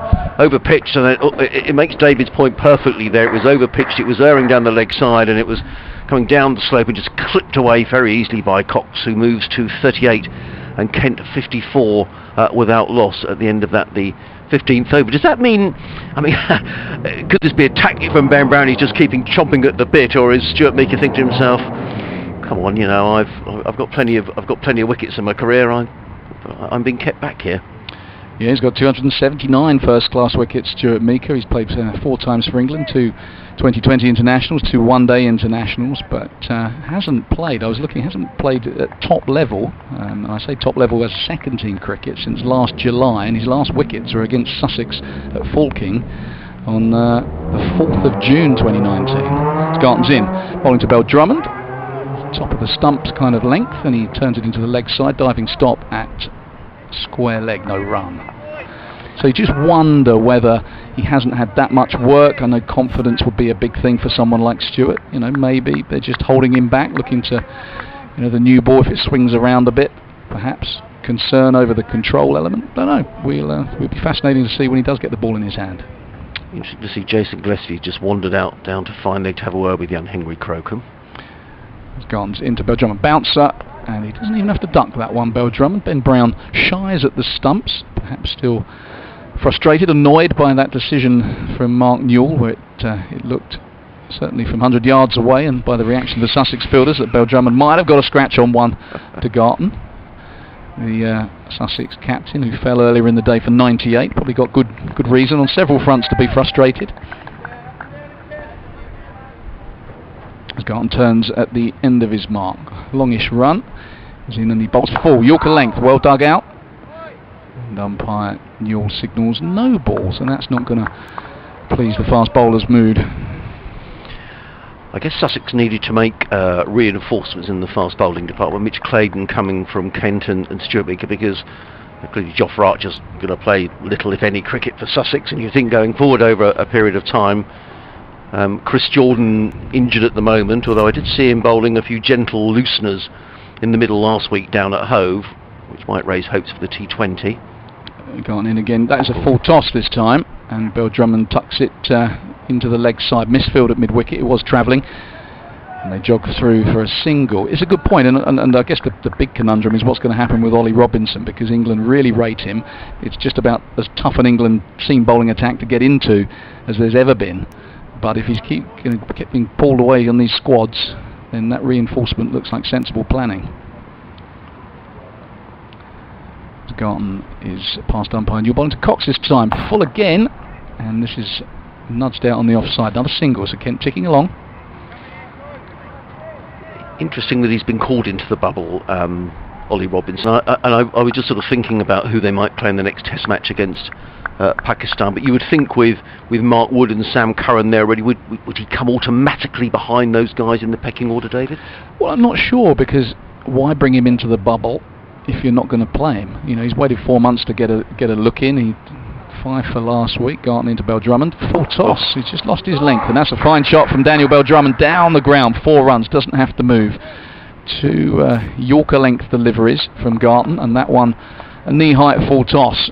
And you know you're in decent nick as a batter when you just stand up and punch those down the grounds. But he just lost his length a little bit here, the young fast bowler. So you think the fact is, he's obviously in and around, and the fact is when he's coming back into county cricket or Willis Trophy cricket, he's taking stacks of wickets again.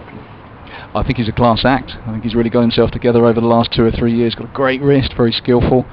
Garton bowls to Bell Drummond. Short ball this time, which he swivels on. 2 men back for the hook shot, but Bell Drummond plays it well. Rolls the wrist, keeps it down. They jog through for a single. Another decent over from Kent. They are 63 without loss. Bell Drummond moving to 17. Jordan Cox has played nicely for 39. I just think what's the harm in giving him a go? Because if you keep leaving him out, then you're not quite sure whether he's good enough at that level. You know, he could go in and absolutely carve it up. You know, take a 5 or a 6 for, and England have suddenly found someone. You kind of know what you're going to get from Broad and Anderson, and I hear all this. You know, you can't drop Stuart Broad, you can't drop Jimmy Anderson. I don't necessarily subscribe to that theory, because Ollie Robinson could be very special at that level. We've seen Chris Woke step up. We've seen others step up. So I think there's a good squad of fast bowlers, and it pays to use them. Henry Crocombe is running in from the Naggington Road and comes in and bowls to Daniel Bell Drummond, plays quietly to mid-wicket, and there is no run. 63 without loss. Great to get David's thoughts, and we show a quick change round in the commentary box because Matt needs to do his updates to the listeners on BBC Radio Kent. But we'll be nattering more throughout the day. It's good to get an insight from someone who knows the game inside out. As in comes Crocombe over the wicket bowls and driven beautifully by Bell Drummond. I mean, it was over pitch and he's absolutely hammered that one through extra cover for 4 runs. Lovely shot by Daniel Bell Drummond. He goes to 21, Kent to 67 without loss. And Ben Brown has got a few problems here, the Sussex skipper. He'll be looking around because these two, we were talking yesterday about this pitch. I mean, it looked a belter from here, but it's very easy for us to say, oh, this looks a good track, etc., etc. But these two have really batted extremely well, and anything over-pitched, anything short is being dispatched to the boundary. Crocombe is on his way. One of the slips has gone out into the offside, as in comes Crocombe and bowls, and forward comes Bell Drummond, plays down the onside, and there is no run. So just 2 slips now for Henry Crocombe. A backward point, cover mid-off, mid-on, mid-wicket. Well, say a mid-on, mid-wicket, almost a square leg. I can see that looks, is that warming up there? Looks like Tom Haynes. We'll see. As in comes Crocombe running in, bowls, and Bell Drummond. That bit of bat maybe, a bit of thigh pad. The ball goes to Rawlings, who kicks the ball towards the stumps. But there is no run. Yeah, Tom Haynes warming up, but he didn't bowl in the match against Hampshire last week, so it would be very surprising if he came on to bowl at this stage. The final fielder is a fine leg. Interesting, no Stuart Meeker so far. I was going to say, you'd be jumping at the bit, wouldn't you, for Stuart Meeker's point of view? Yeah, I always expected him to be opening the bowling, to be honest, but you know, there must be some reason why that isn't the case. As in comes Crocombe again and bowls, and Bell Drummond withdrew the bat at the very last moment. I think we give him the benefit of the doubt there, but a better delivery from Crocombe. And interesting, Matt, getting David's views on the slope here, and how difficult that can be, particularly for a young bowler who's now bowled from both ends of the ground, and you know, understanding how the slope's going to affect the delivery. Henry Crocombe in his 6th over, no wicket for 30. Comes into bowl again. He's in and bowls, and Bell Drummond flicks this nicely through the onside between mid-wicket and mid-on. It's not going to go for 4, I don't think. Stuart Meeker is in hot pursuit. A good sliding stop by Stuart Meeker. A good bit of fielding, actually, that prevents anything more than a couple of runs. It's the end of Crocombe's over, and Kent have moved on really without due alarm. There was, well, I say that, Sussex thought they had Daniel Bell Drummond caught behind after the bowling of George Gartner, an appeal where the whole field stood and looked at the umpire and then looked at Bell Drummond.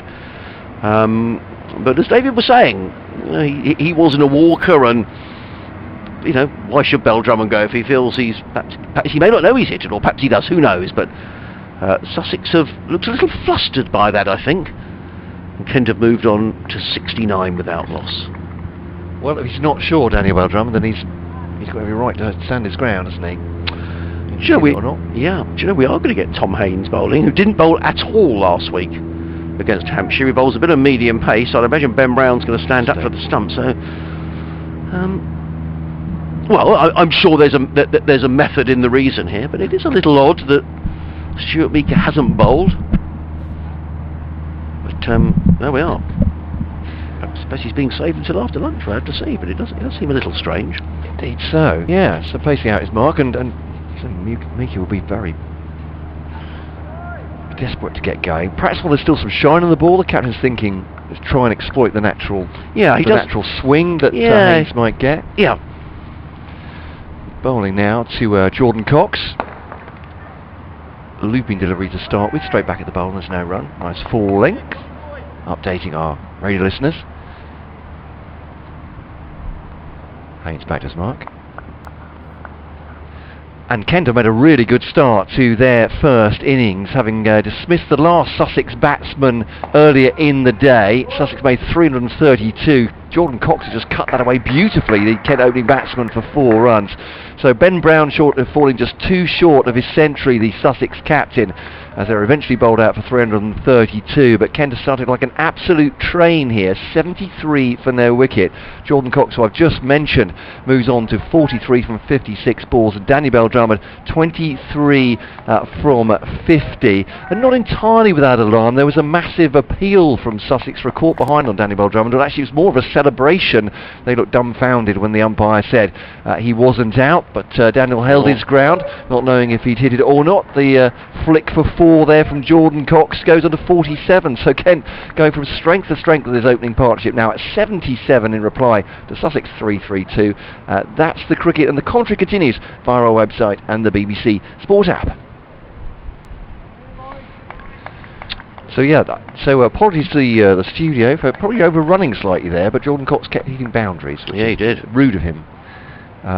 But he's now 3 runs away from his half century and cuts that into the ground, looking for another cut. The first one was a good one, that was not so well executed.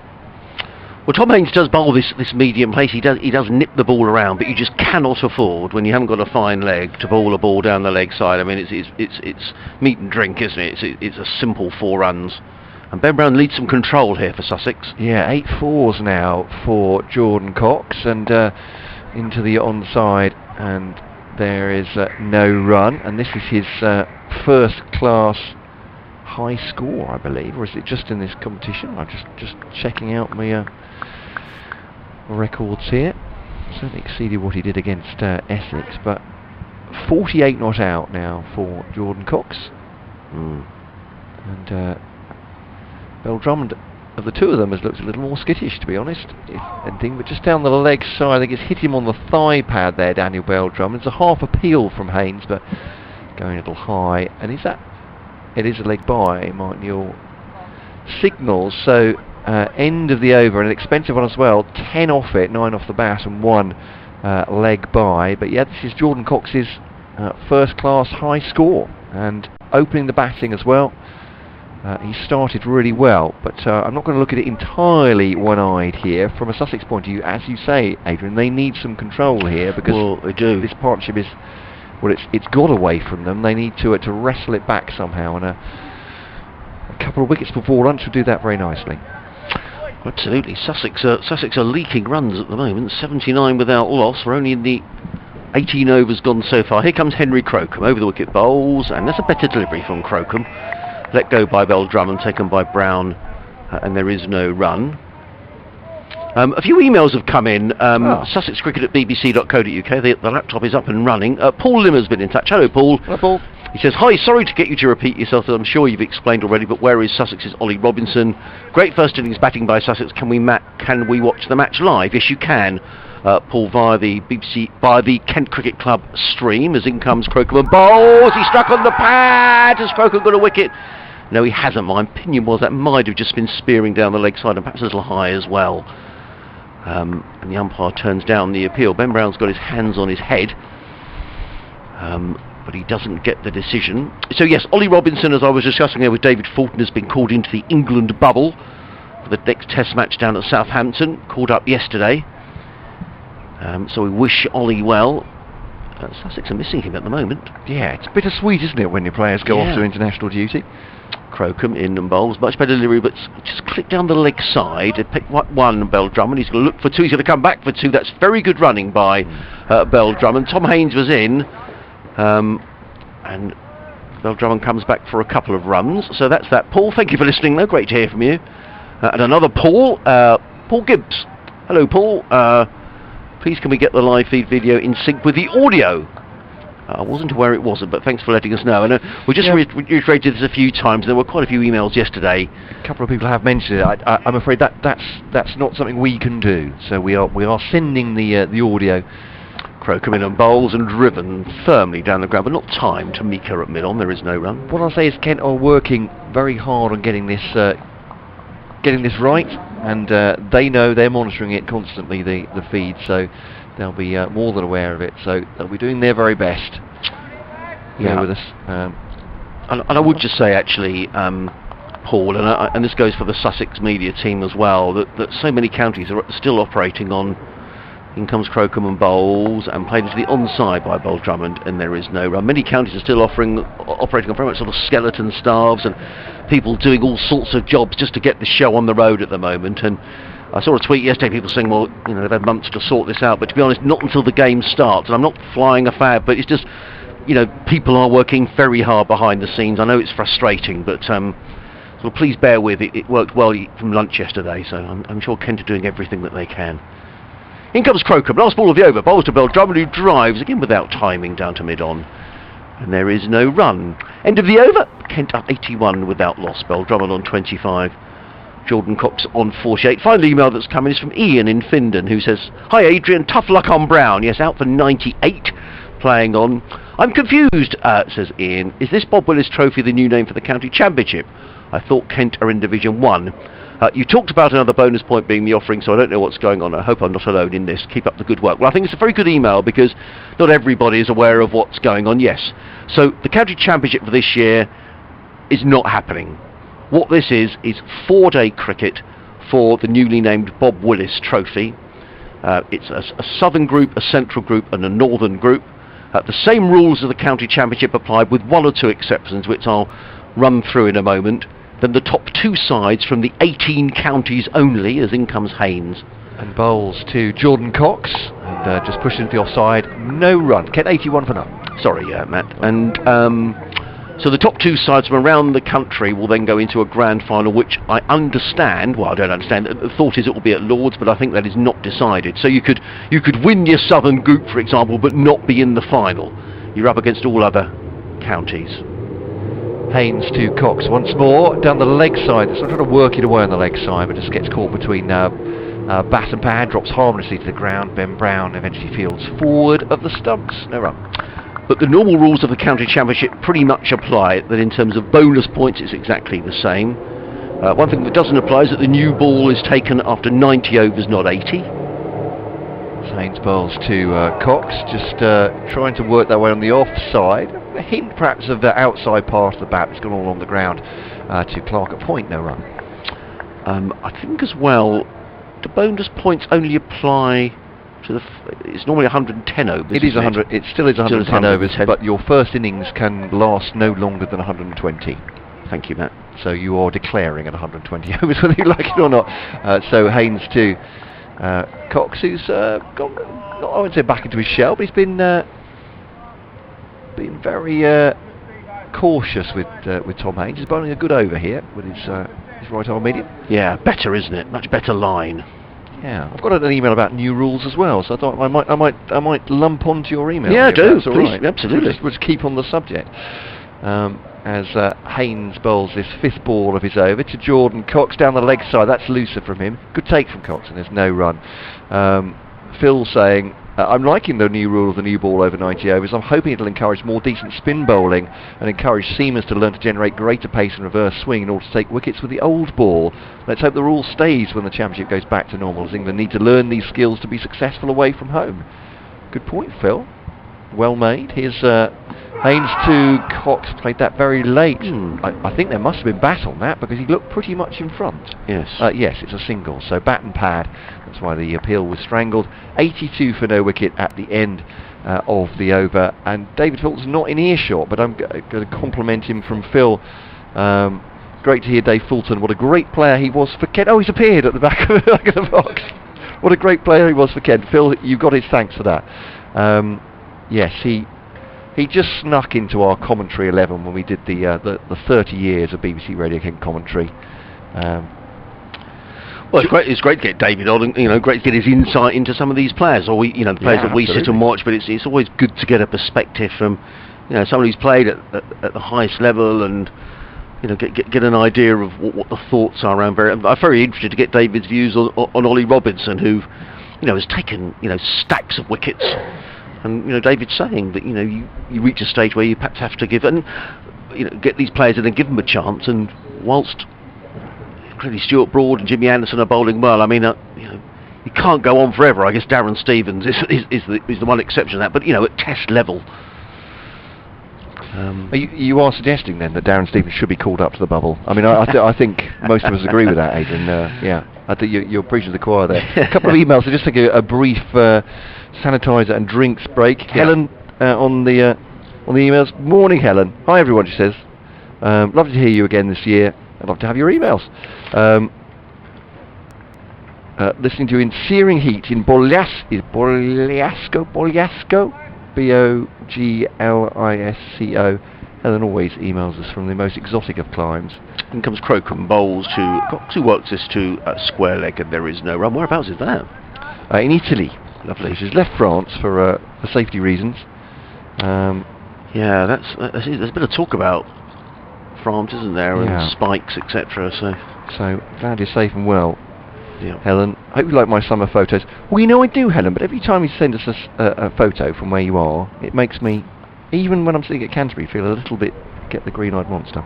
Crocombe in bowls, forward comes Cox, plays down the track, there is no run. Better last couple of overs actually from Sussex, having been leaking runs. A better over from Haynes, now 2 overs for 10. And Henry Croker maybe just getting his line right here. Interesting what David was saying about the slope across the ground here and how difficult it could be, but maybe he's just figured that one out, and suddenly a couple of better deliveries at the beginning of this over as he runs in again and bowls, and again well pitched up on a off stump, driven into the onside by Cox, fielded by the alert Rawlings at mid-wicket. And for Sussex, just a bit of pressure here, which they've been Yeah, lacking in the last few overs. Few dot balls, making Jordan Cox and Bell Drummond consider where their next run's going to come from. Longish email from Helen, so perhaps I'll complete it at the end of the over. I also wonder as well, as Crocombe turns and comes running into bowl to Cox, he's in and bowls, and Cox glances this one on the onside, runs here at least 2, it evades Rawlings, and the applause is for the half century. It's gathering pace, Young Carsten is after it, and Cox is thinking about a third but decides against it, and the loud applause is from the Kent players, some of whom are sat away to on the left hand side, and a very fine half century by Cox. 51, maiden first class half century as well for Jordan Cox, and a really good knock as well. So he's 51 off 69 balls, Kent 84 without loss. I'm just wondering whether as well, lunch is only 10 minutes away, and whether the player will have half an eye on that. I think I quite fancy being here for the afternoon as well. In comes Crocombe bowls and turned onto the onside by Jordan Cox. Would you like a blast of David before lunch as well, Matt? I'm very happy to move out of the way for 15 minutes. He looks quite settled, but why not? We get him back on just briefly. We can talk about Jordan Cox and perhaps his prospects. Why not? Well, that's very kind of you. No, absolutely. I think it's good to get why not? An ex-Kent skipper. We should get him on. As in comes Crocombe running in over the wicket bowls and driven by Cox straight to cover. There is no run. End of the over. 84 without loss. I'll make way for David, come in and have a little natter before lunch. Very gracious of you. Thank you very much, Adrian. Helen's email continuing. The new bridge officially opened in Genoa. Designed by Genoese architect, is that right? Renzo Piana. The architect responsible for the Shard. Genoa Cricket and Football Club just avoided relegation from Serie A last weekend, so that's good news. England cricket team, she's enjoyed watching those as well, or hearing them rather. And they're great to have the Bob Willis remembered in this competition. I remember back in '81 watching Bob charging in against Terry Alderman, the Australian number 11. As Haynes continues, cut away, and doesn't quite get full purchase on this one. Daniel Bell Drummond, but they'll come back for 2. It's well run actually in the end. 86 for none. Bell Drummond on to 27. Dad used to refer to David Gower, the fair-haired boy, and Boycott was given the name, I'm going to be careful with this one, as Tom Haynes bowls. Oh, it's a nipping delivery outside the off-stump through to the wicket-keeper, and it's beaten Daniel Bell Drummond, squares him up rather, but no run into the gloves, and no wicket either. And Boycott was given the name Ballcock. Bit of a character, my father. Sounds like it. Helen, thank you very much for your email.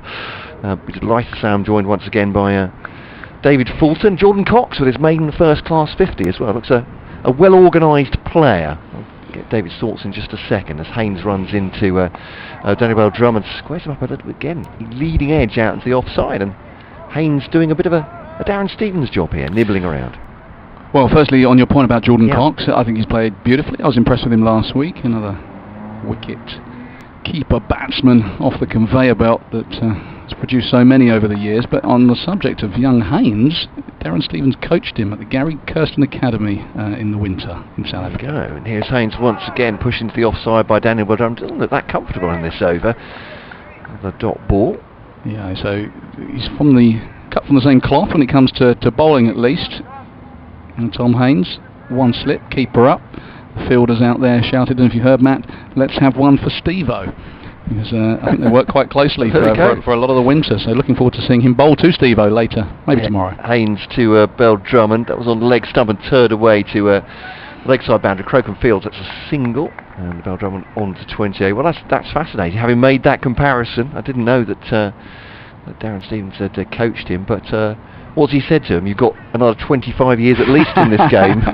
Yeah, he said, don't go charging in, bowling 90 miles an hour and any of that nonsense. Yeah. You'll be washed up before you know it. You just trundle in, bowl 70. It's a career for you, young man. Haynes to swing. Yeah, absolutely outside Jordan Cox's off stump, and that was, as I said, very Stevens-esque, that delivery right at the end of the over. 87 for none. Beldrummond 28 and Jordan Cox at 51. Said against, I thought Jordan Cox played pretty well against Essex last week, especially in the second innings when all round him were losing their wickets, but proving himself today and outscoring Daniel Beldrummond. He's usually through his runs fairly quickly, but scoring at just over half the rate Cox is at the moment. And Kent 87 for none, proving, if we needed proving, this is a good batting strip, but Sussex really needs something here before lunch. Yeah, and the man that is being entrusted with the ball now, belatedly, in my opinion, is Stuart Meeker, playing his first game for Sussex. Can bowl in excess of 90 miles an hour when he's in the mood and when everything clicks. He played some 89 first-class games. Most of them for Surrey, of course. 279 wickets. Comes with some pedigree, but also a career that's been plagued by injury. Fascinating to see how he goes at his new home. And he's going to be bowling to Daniel Beldrummond. And he's short, and that whistles past his nose. And that had something behind it, Matt. Welcome to Sussex, Stuart Meeker. That was a tremendous delivery. Daniel Beldrummond swaying out of the way. Had some intent behind it.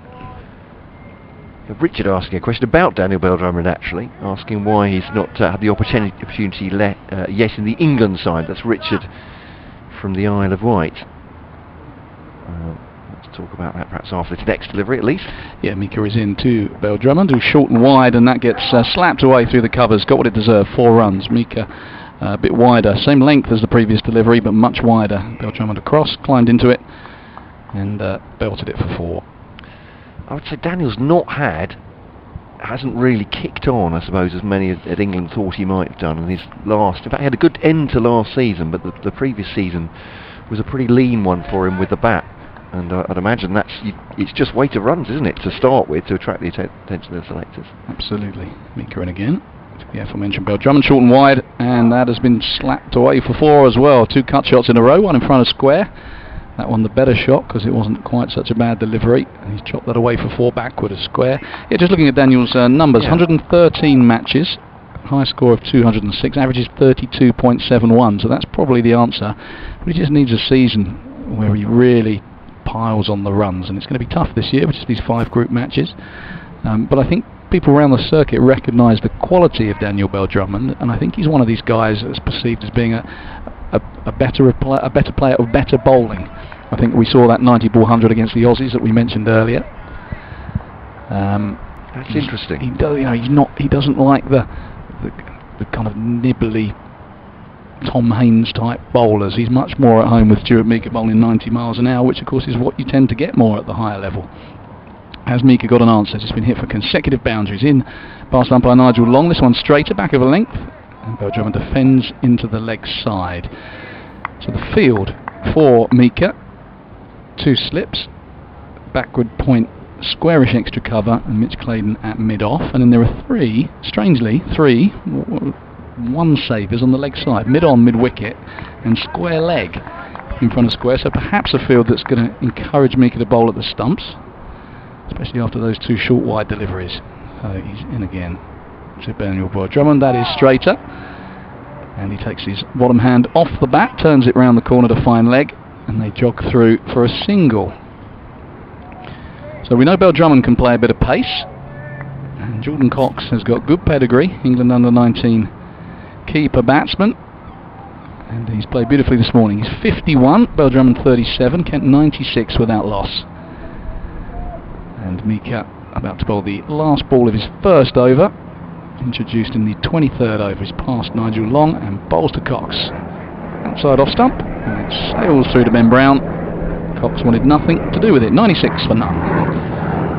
Still just 19, Jordan Cox. His first class 50. So helicopter flies to the left of us, parallel to the old Dover Road. Two batsmen in conference in the middle. A few more emails coming in as well on kentcricket@gmail.com. Thank you for all these. Finances and outground, saying Dave, from Sidcup, and obviously with the financial worries that coronavirus crisis has put on all sport, he's wondering what the future is for Tunbridge Wells and for Beckenham perhaps. Also a question for David Fulton. Here's Haynes now to bowl to Beldrummond. He's outside the off stump, again nibbling away, but a swing as well in the air. What was your view on outgrounds, David Fulton? Loved outgrounds. Yeah, loved outgrounds. I mean, don't get me wrong, loved playing at Canterbury, but just a tremendous atmosphere, especially if you go places like Blackpool or in festival weeks where the crowds really flock to see county cricket. Haynes to Beldrummond. It's just flicked that down leg side, has just straight onto leg stump, and that'll be 4 runs, fairly comfortable in the end. No chance of wicketkeeper getting a hand on that. 4 more, and that's Kent's 100 up before lunch on the second day. Well, in fact, they didn't start 4 overs in when they took the wicket of Ben Brown, so it's been pretty rapid. 23.2 overs. 41 from Beldrummond, 51 from Cox, and the extras as well, of course, as Haynes bowls to Beldrummond. Just dabs on that through a vacant third man area, quite deliberate, takes a single. Beldrummond's on to 42, 51 for Jordan Cox. Yeah, run rate well in excess of 4 and over, which would be a concern for Brown. You'd think that Tom Haynes would come on, try and shore things up a little bit, but you can see he's got good skills. He's swinging the ball. Don't forget, they're not allowed to kind of polish the ball in traditional ways. So to get the ball to swing means he's got a good wrist, and they're working hard on that ball, but just not controlling it. Keep comparing him to Darren Stevens, quite as Darren Stevens would. Haynes to Cox. Very correct forward defensive outside the off stump. Gets applause from the Kent players to the balcony toilets. They love that shot. They love that forward defensive. Or was it Darren Stevens applauding Tom Haynes for the ball? It could well be, because it looks like he's one of those. It was good cricket, Matt. It was a beautifully executed away swinger and an immaculate forward defensive. It was textbook, and Jordan Cox just held the pose, which is probably what the applause is for. Haynes to Cox, just straight onto the leg stump again, turns it into the leg side. Mika fields, and there's no run when on the ground. Comparing Tom Haynes to his, we'll call him a mentor, a guru in Darren Stevens, who worked with the young Sussex all-rounder in the winters. Steve-O tends to go, he swings it, but Haynes swings it earlier. Steve-O managed to get it to go later. Bowls once again, 3 minutes until lunch outside the off stump. We'll get one more over. Just nips back at Jordan Cox, but he had his stumps covered, and actually shouldered arms as well. Through to the wicketkeeper, no run, 101 for none. We've been talking about the 90 ball threshold, threshold for taking the new ball. One of our emailers, Phil, suggesting, David, that it would encourage more spin bowling during the summer, perhaps, and making the seamers stride more for their wickets, perhaps doing better with a ball that's a little bit older, perhaps getting the reverse swing going. Do you go along with that, or do you like to see it a bit earlier? I don't mind it. I think anything that encourages spin bowling. I think the fact that we're playing in August will encourage spin bowling. When you get days like this, you don't want to be charging in for too much, because in bowling to Daniel Beldrummond, who crouches down quite low. I've noticed how low Beldrummond gets when he's about to face up, which is something that you'll probably want to keep an eye on. There are reasons for it, but you probably remember Owen Morgan being criticised at times for almost getting too low in your stance. But a better delivery from Mika, who's just into his second over. Got introduced in the 23rd over, this the 25th. Just his second over, the former Surrey man. He's in again, past Nigel Long. That is a Jaffa.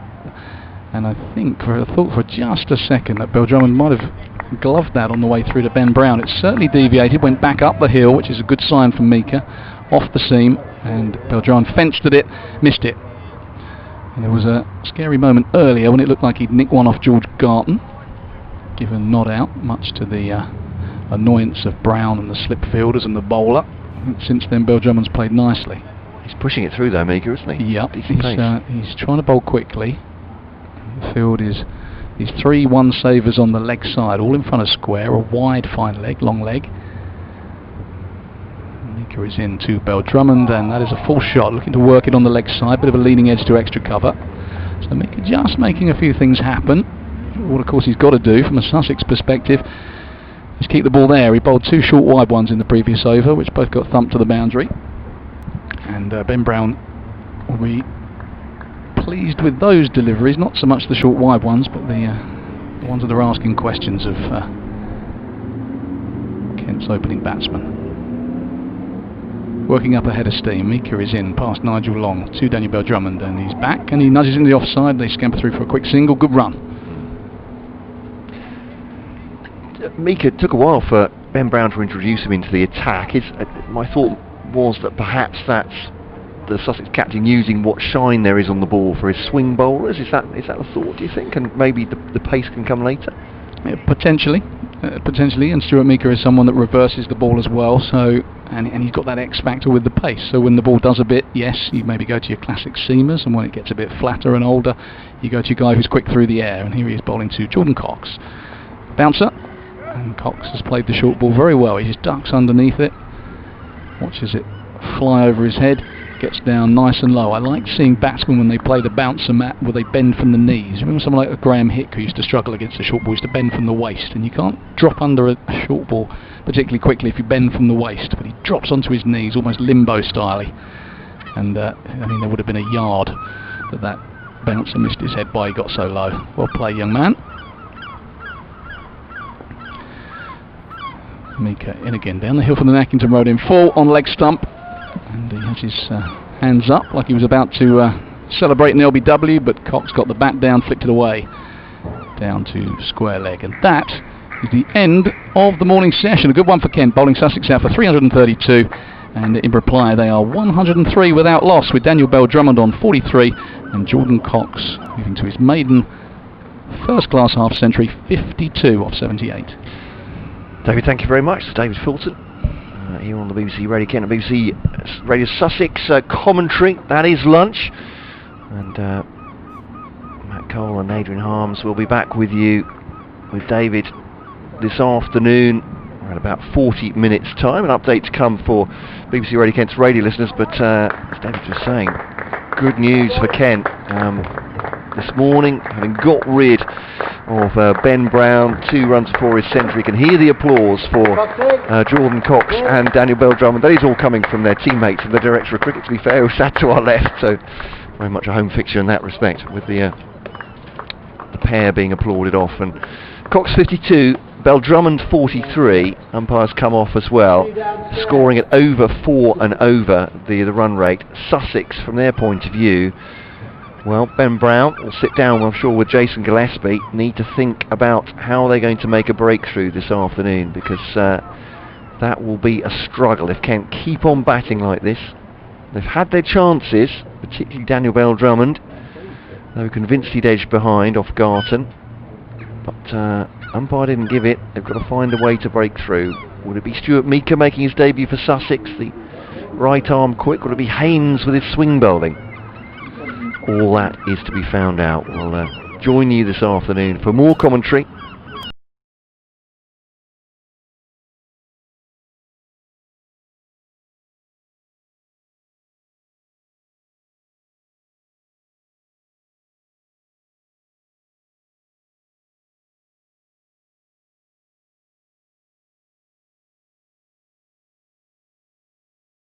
Let's get the weather with Sarah Thornton.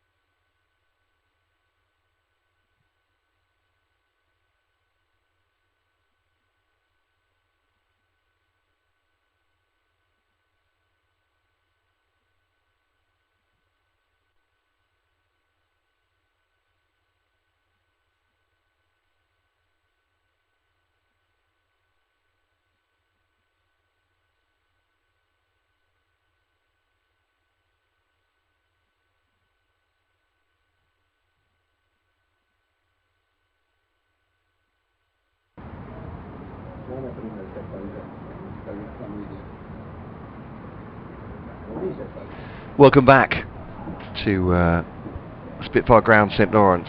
What a beautiful scene it is.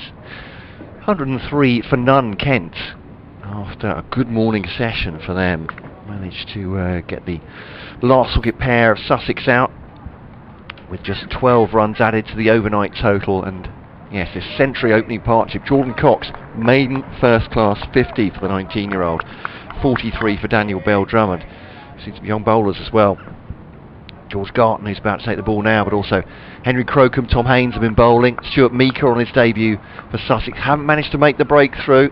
It was a controversial moment, you might say, when George Garton appeared to have Daniel Bell-Drummond caught behind. Bell-Drummond didn't move, umpire didn't move. But that seems a distant memory now. Sussex need to find a breakthrough here. Garton to Cox, who's playing this rising delivery into the offside, and there's no run. Bell-Drummond 43, Jordan Cox has 52, and alongside me Adrian Harms. David Thornton will be joining us just after the hour as well. I don't think it's overstating it. Sussex need to put pressure on in this second session, Adrian. They need to nibble away. They need a couple quickly, probably, to bowl themselves back into this match. Yes, absolutely. I mean, well as Kent batted before lunch, I didn't think that Sussex bowled particularly well in that session. Here's Garton, a Yorker length delivery, and that's hit him on the toe. He may have played that onto his toe because there was a lot of bat on that. Yeah. Jordan Cox, I think. It's in the block hole. It might be toe and bat at the same time. You heard the wood, that wasn't his toe noise, but he is feeling his left foot, is Jordan Cox. Good ball from George Garton, spearing in to the toes, and Jordan Cox is in some discomfort there, but he's going to take his guard for this next ball. Yes, I mean, things might have been different had Bell-Drummond been given out. Sussex might have felt that, but he wasn't. But I just thought for a while Sussex were a little ragged in their bowling. Here is Garton then, left arm over the wicket, good pace as well. It's better. Cox, good defensive shot, and from Garton, good ball on middle stump as well. Given the respect it deserves. I think what Ben Brown was seeking was some control from at least one end, and I think he juggled his bowlers to the best that he could, but he never really got a bowler who was keeping things tight at one end, and I'm sure that would have been very much part of the lunchtime chat. Here is Garton then to bowl to Jordan Cox, and just wedgy, and that's through third man. He's kept it low, but definite edge, played it tentatively outside the off stump from the left armour, and that's 4 runs. And the applause is not from the Kent connections, it's from the Sussex fielders there, because a good delivery from Garton. Cox survives, he goes on to 56 though. Yeah, it was a moral victory for George Garton. No third man, so the ball whistled away down to that boundary, but a much better over, and George Garton certainly asking questions. He's got the pace. Interesting listening to David before lunch talking about George Garton's natural action here will be taking the ball away from the right-hander and accentuated by the slope, so if he's able to bring one back into the right-hander, that's what he'll be looking to do. A bit of a stat attack coming up for Kirsty and Martin. Thank you for that, Martin, on the emails. kentcricket@gmail.com. A drive from Jordan Cox, getting on the front foot, sort of full ball, but stopped at mid-off. I think that's Tom Haynes there. Afternoon, Matt and Adrian and David, he says. He did say David. David was wondering if he was just being added as a token there. But, our resident statistician Ken says this is Kent's first century opening stand in first-class cricket since June last year. I was going to check that, Martin, and I haven't got my computer working quick enough, but there we are. Indeed, there are only 2 in 2019, says Martin. As this one comes back a little bit at Jordan Cox, but confident leave outside the off stump. Just the 4 off the over. That single 4th from the edge as well. So decent over from Garton. I think he'll take some encouragement from that. Has a quick word to Mitchell Clayton. Have a little bit of a chat about the field. 107 for none, Kent. So Martin pointing out, first century opening stand in first class cricket for Kent since June last year. Only 2 last year. Dixon and Crawley against Surrey at Beckenham, and Crawley and Dixon, well, the same pair, against Warwickshire, but in reverse. That's a Canterbury, but 107 for none. But at least a good start after lunch, I think, from George Garton, the Sussex bowler. Yeah, good to hear from you, Martin. Thanks for the stats. Hope all's well. 107 without loss are Kent. Now Stuart Meeker bowled 2 overs before lunch from the Laggington Road end, and he's been taken out of the attack, and it's Mitch Clayton who's going to come in. 7 overs, 3 maidens, no wicket for 12. Comes in over the wicket and bowls, and he's scored, and Sussex get the breakthrough, and that's a very fine catch by Harry Finch, low down at second slip, and Daniel Bell-Drummond is out. To the first ball he faces after lunch, it was Mitch Claydon, perhaps just nipped away from the right-handed Claydon, who got a nick, and that's just what the doctor ordered as far as Sussex were concerned. And Daniel Bell-Drummond is on his way for 43. A good catch by Finch. It was low, it went very quickly, and he took the ball just above the turf. So Sussex having I don't think bowled particularly well in the morning session, have been rewarded. A good over by George Garton to get things underway after lunch, a pacey over, and Mitch Claydon picking up a wicket against his old county with his first delivery after lunch, which brings Jack Leaning to the crease. And from a Sussex point of view, that's exactly what they would have wanted. Absolutely right. Garton keeping it tight with the first over, but even better that wicket with the first ball of the second over after lunch. And Daniel Bell-Drummond goes with Kent 107 for 1 then, and brings the batsman. He's moved from Yorkshire. Didn't score many in the practice game, didn't score many against Essex, Jack Leaning, and could do with a score himself. But for Sussex, they want to play on any insecurities he's got. And quickly, as I said when we started the session, a couple of quick wickets to bowl themselves back into contention on this day today. Yeah, now Mitch Claydon is just saying, do you want a gully? And sorry, Ben Brown is saying, and Mitch Claydon said, yes please. So George Garton is coming out of cover into gully. Now I saw Jack Leaning, and I need to check the stats, but I'm sure he made 99 against Sussex at Arundel when he was at Yorkshire. That's probably 6 years ago now, and he looked a very fine player when Jason Gillespie was in charge at Yorkshire. So he will know Jack Leaning. There's a bit of breeze now. You can see the players' shirts are rustling in the wind. I'm sure they're relieved about that, and the trees are just gently swaying at the Daggington Road. And in comes Claydon over the wicket, bowl to Leaning, who is up on his toes, the ball coming off the shoulder of the bat, dropping well short of Garton at third slip. But it's funny the difference a wicket makes. Stuart Meeker is now warming up at mid-off. He's just trying to show Ben Brown, yeah, I'm okay to bowl. But I mean, these two have started very well after the lunch break.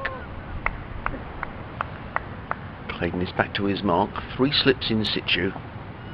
Backward point, mid-off, mid-on, mid-wicket, square leg and a fine leg. He bowls, and Leaning is forward, well forward, plays it to backward point, fielded there by Tom Clark, who a friend of mine has sent me through an article that was written in the Times today about Tom Clark. Teenager Clark shows potential for Sussex. Well, he does. In the Sunday Times today, an article written by Lizzie Ammon. Was Lizzie here yesterday? I don't know whether I didn't see her, but she might well have been. As in comes Claydon, bowls, and that's 4 runs, and that was erring down the leg side. And there's Mitch Claydon's got his hand sort of cupped to his face, but I think that was a pretty authentic shot by Jack Leaning. It was spearing down the leg side and just tucked inside the line to Jack Leaning, and just held it with the natural trajectory of the ball down to fine leg. And although there was a cry of catch, there was very little chance of Ben Brown claiming that. He'd have needed very long arms to have got anywhere near it. So Leaning is on his way, and Kent to 111 for 1. Yeah, batsman in need of a score, Jack Leaning certainly. 0-6 against Essex in the first game, and had a pretty thin spell with Yorkshire towards the end of his stay with them as well. Claydon is on his way, comes in on bowls, and Leaning lets that go outside the off stump, taken by Brown. I think there is no run. Interesting, talking about players switching counties, and David was saying earlier on how he felt that maybe Stuart Meeker perhaps should have done that a few years before he did from Surrey. Perhaps once it was evident that he wasn't going to figure that much.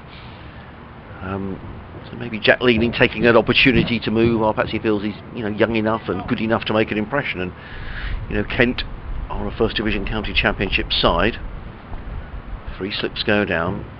Claydon in and bowls, and Leaning lets that go outside of the off stump. There is no run. End of the over. Leaning has 4, Cox has 56, 111 for 1. You're listening to live cricket on the BBC from BBC Sussex, BBC Radio Sussex, I should say, BBC Radio Kent. Myself, Adrian Arms, sitting alongside Matt Cole on a glorious afternoon. In fact, the weather, I would say, is better than yesterday, and there's a slight breeze. There's not that sort of cloud cover we had from much of yesterday. I'm sure it's very hot out in the middle, but a glorious afternoon for watching cricket at this lovely cricket ground. So go on to continue. Asked a question or two of Jordan Cox in that first over of the afternoon session. Wanting to continue that. Here he comes, Garton, left arm over the wicket, bowling to Cox. Bouncer left by Jordan Cox. Actually follows it with the eyes and thinks about cutting it away for a moment, but David Faulk's been particularly impressed with Jordan Cox playing the short ball in this one. Doesn't look overly excited about them, and getting one out of the way. It's really that Jack Leading was born in Bristol.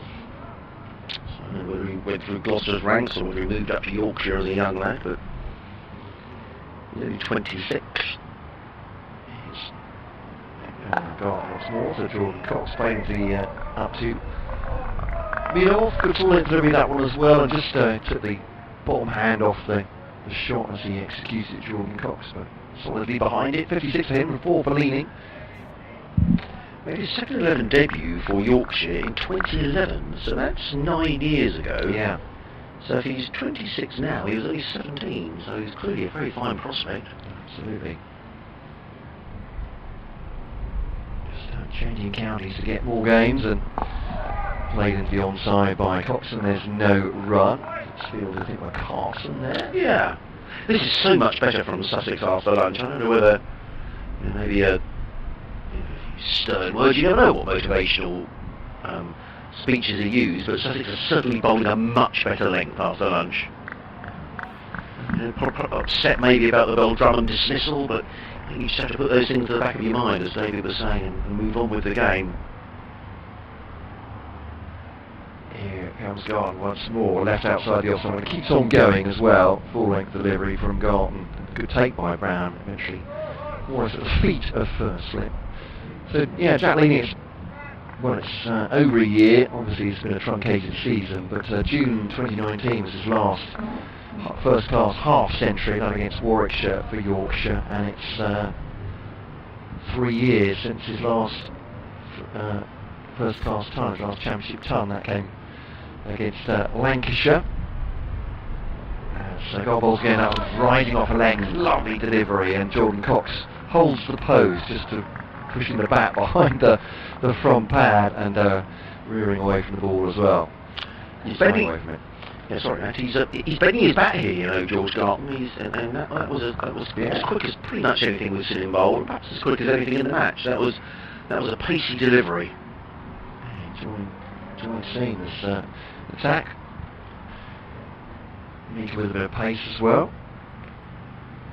Here's Garton in the block hole and pushed back at him by Cox, but that's the end of the over. Suddenly Sussex have some pressure on Kent with that the departure of Danny Bell Drummond, first ball for him after lunch. Caught by finish ball by Clayton at 43. The new batsman is Jack Leading, has 4 so far, and Jordan Cox just seeing out a maiden there from George Garton. A very good friend Kester on the emails, kentcricket@gmail.com, getting in touch, saying didn't feel I had anything to say before then. Just greetings. I've been listening, but that's fair enough. You don't have to email us. We just like it. That's all. We just might get a little bit sad if you don't, Kester. Saying regarding the 90 ball threshold before taking the new ball, I wonder if it might save counties a bit of money as well during the season. Well, it's a reasonable point. It's going to save them something. And all the cricket ball costs these days. In comes Clayton, bowls to Leaning, who's forward, plays easily to mid-off, and there is no run. Good question. I can remember in my village cricket days, if a ball was hit into the ditch or in the long grass, I mean, everybody went and looked for it, because you didn't want to, lose a ball. You couldn't just sort of go, let's bring out another ball. You wanted to look for it and find it. But not cheap, I wouldn't have thought. No. I actually have no idea what you'd pay for a new cricket I can look it up. To you and me.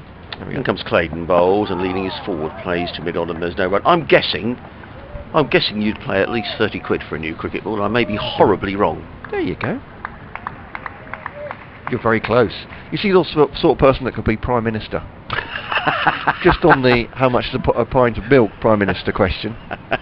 34.99, sir. Okay, so There we go. weren't a million miles out. I think that's the. I think that I'm looking at the. I don't know if these ones are superior to the ones you can buy that are counting international standard, but Clayton bowls and Leading works that nicely through the offside, and that was a nice shot. Meek is in hot pursuit. I don't think he's going to cut that off. The outfield is like lightning. It seemed to gather pace as it rolled across the outfield. 4 more to Jack Leading. He goes to 8, and Kent to 115 for 1. In some games that we used to play before we started playing in a local. If we had friendly games, quite often you'd play with an old ball. Not an old ball that was out of shape, but a decent older ball. Didn't always start a game with a new ball. I think probably most sides do now.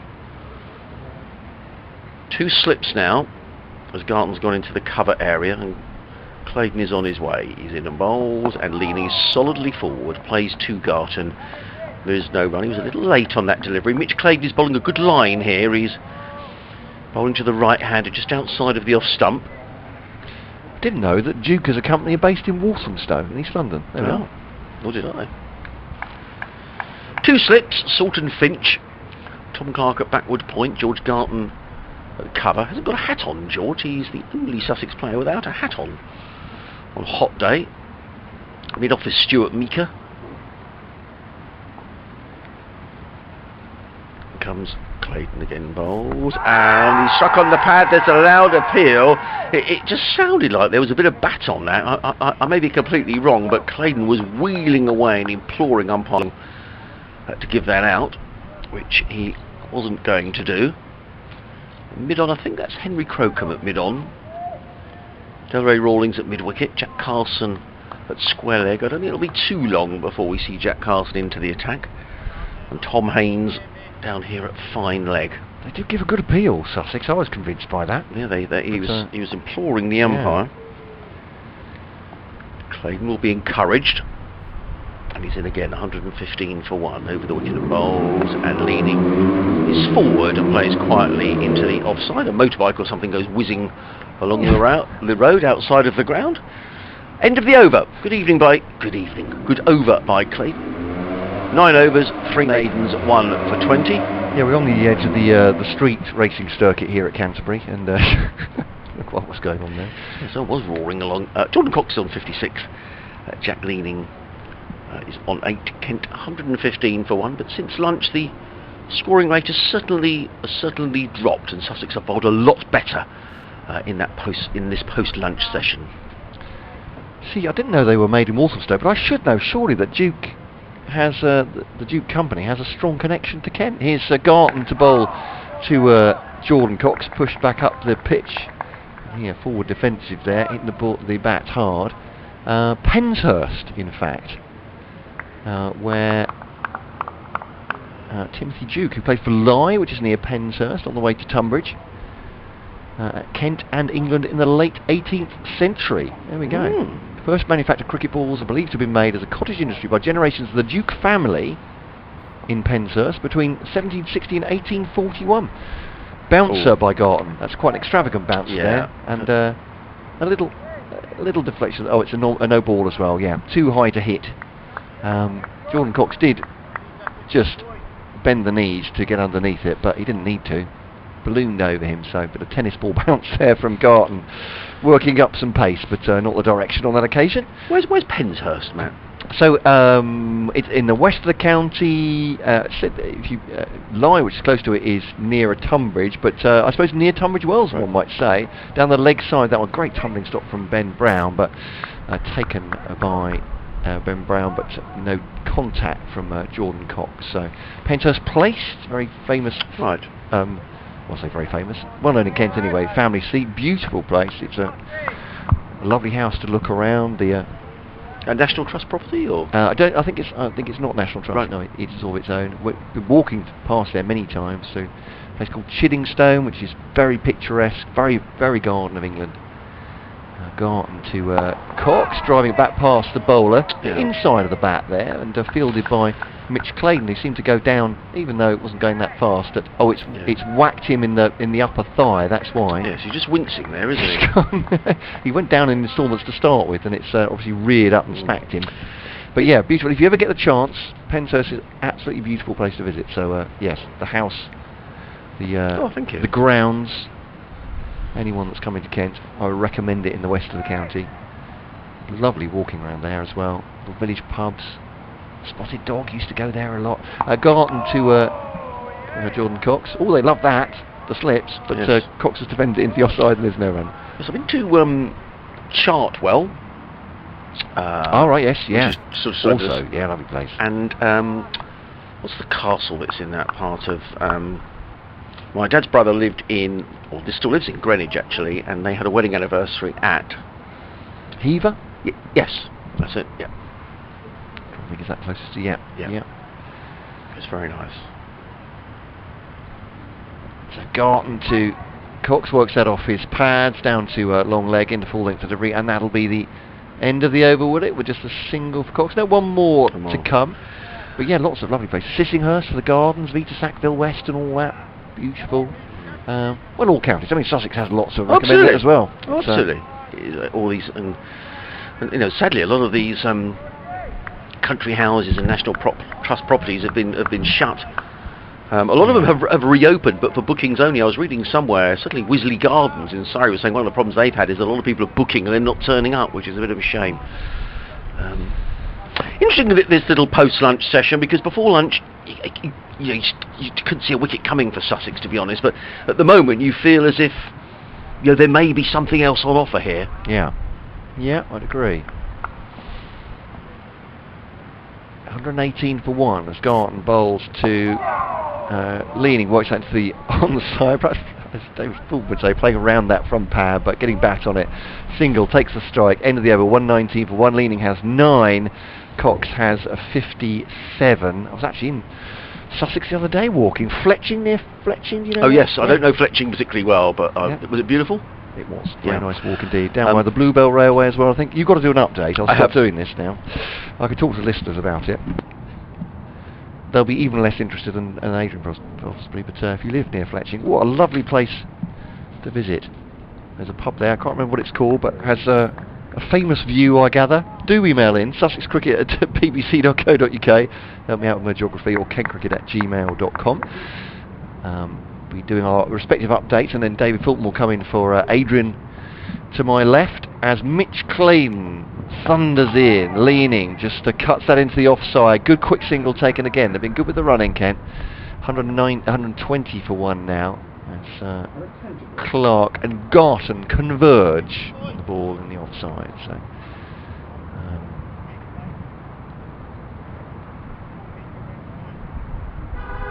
back to Clayton. Yeah, there's all sorts going on the roads. Hooting, motorcycles, goodness knows what. Clayton then bowled to Cox. No, bit of a false start. And Clayton takes a long glare at Jordan Cox there for daring to interrupt his run. And he'll come back now, the big Aussie. Taking his own time to settle now. Quite right too. Once again taking a bit of time to settle, perhaps just playing a few mind games with young Jordan Cox. Clayton bowls to him, nudged into the onside, no run, fielded by Rawlins.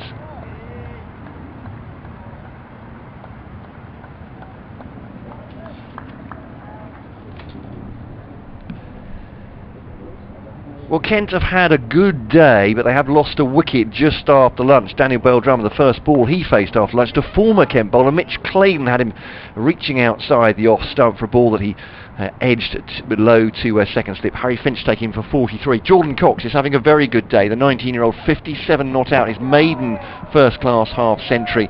He's been joined by Jack Leaning. 10 not out for him for Kent. Earlier on, Kent only wasted 12 runs in getting rid of Sussex's last pair, and agonisingly for Ben Brown, the Sussex captain, it meant he was too short of his century, out for 98. Harry Podmore finishing with 4 for 85 for Kent. That is the cricket. It's continuing the commentary via the BBC Sport website and the app. And that's me with Clayton to Cox, just pushing that into the offside, and there's no run, just with soft hands, one bounce side. Clayton's certainly asking the question here. Been really economical, Mitch Clayton. The best of the bowlers so far. 1 for 21, coming towards the end of the 10th over. And as we wait, Adrian will do his update, and then David Fulton will replace him to my left. And we'll be back at 1:30. 120 for 1, Kent. 57 for Cox. And he faces Clayton once more. And again, behind that on-off stump. But Clayton is certainly testing him here. Good period of play.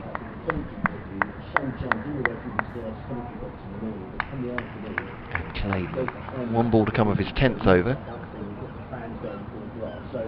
Very good, lovely day though, it's a beautiful afternoon down here. He turns at the Nackington Road end. To bowl to Jordan Cox, just 1 off this over so far. And Cox drives, front elbow up nice and high, but up to mid-on, fielded, and there's no run. End of the over, leaning 10. Cox has 57, Kent 120 for 1. Thanks for your emails so far. KentCricket@gmail.com, or you can sussexcricket@bbc.co.uk. There we go, I've got loads of Penshurst emails now. Thank you so much, giving me some more historical background. Helen mentioning another pub in Penshurst, and there are other pubs available in Penshurst, so you should mention them. I used to spend a lot of time at the Spotted Dog, the Bottle House, indeed. Beautiful place, says Helen, in Penshurst. It's my parents' local pub. Very fond memories indeed. Yeah, it is a gorgeous part of the world. Andrew's been on the emails, giving that some history about Penshurst. I definitely need that with my education. The family home of Sir Philip Sidney, the great Renaissance man of the late 16th century. Here's Garton bowling to leaning in the block hole again. Garton's bowling a good length, I have to say, working up some pace as well. Just dug out by leaning up towards the up to mid-off, and there is no run.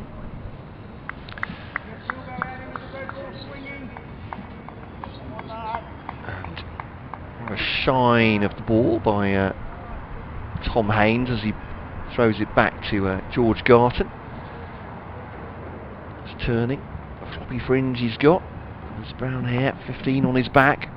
He has Garton then to bowl to leaning. Just withdraws about the last moment from that rising delivery just over his off stump. Lovely stuff from Garton once again. Working up some pace, good direction at the moment as well. None for 31 from 7 and a bit. Very glad to say that David Fulton joining us again, and Sussex made that breakthrough they craved early on, David. Yeah, I don't know what they're feeling, Mitchell Clayton, but did the trick, didn't it? Yeah, important time of the game this. Sussex got the gander up, George Garton bowling nicely in tandem with Mitch Clayton, Jack leading. And just facing Garton, just going to adjust the microphone, I think, won't be a second.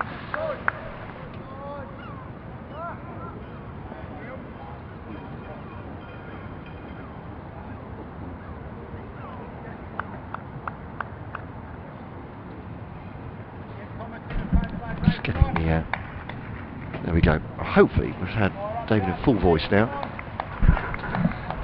But yes, so that early breakthrough in the afternoon for Sussex. Well, maybe not. No, have I led you a merry dance there, David? I apologise. Just a little bit off mic a second ago. Pushed into the offside by leaning. We'll get there, ladies and gentlemen. Not relying on me for technical advice. That was foolish of me to even try. Let's see if is that any better? Absolutely brilliant. Yes, gotcha. Well, I was only saying nice things about Sussex people, so listeners didn't miss much. You didn't want to anyway, so no. Just an important part of the game this, with George Garton bowling nicely and quickly, and Mitch Clayton having taken that wicket. Jack Leading looking to get himself in. He's on 10. Garton bowls in swinger, plays it back down the pitch. Half shout. They thought he might have got through him, but yeah, important knock this for Leading. Man who averages under 30 but is a good player. I've seen him play some very fine innings for Yorkshire over the years. Didn't get any at Chelmsford last week, and whenever you go to a new club, as well as he's played in pre-season, as highly respected as he is within the group, he'll just want to show what he's about. Good pitch, sun's out, not much in the way of cloud cover, is quite muggy, and a little bit of swing on offer. good opportunity for Jack Leading, Kent's new number 3, as Garton comes in past umpire Mark Newell and bowls. He leaves alone outside off stump, and that is the end of the over. 120 for 1. Maiden over from George Garton, who's bowled impressively. Got a bit of pace and swung it a little bit. Had that chance that was a judge not out when he looked like he might have found the edge of Daniel Bell-Drummond's bat. Yeah, I think he started the afternoon really well, Garton, hasn't he? And obviously Mitchell Clayton has started it particularly well, getting rid of Daniel Bell-Drummond with that first ball faced after lunch, just edging low. Yeah, frustrating. I remember doing that at Lord's. The marvellous lunches at Lord's, which you have to forego when you're not out, and then there's nothing worse than going and nicking the first one after lunch. I remember running back up the steps as quickly as I could to see if it was still there, and Nancy and her team had cleared it all away. So I never made that mistake again, Matt, I tell you. If I was not out at lunch, I just asked for a little doggy bag put to one side, and so I might be back in 10 minutes. Just hang on to that. It looks too good to pass up. The practicalities. There you go. Think of these things. If you're going to get out, you might as well have nicked the ball before lunch, and you could have had a load up. Why nick the ball after lunch?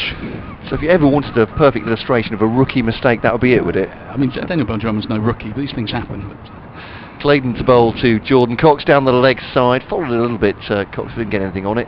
It's fielded by Ben Brown, the wicketkeeper for Sussex, who agonisingly short of his century this morning. 98, dragged ball onto his stumps from Harry Podmore.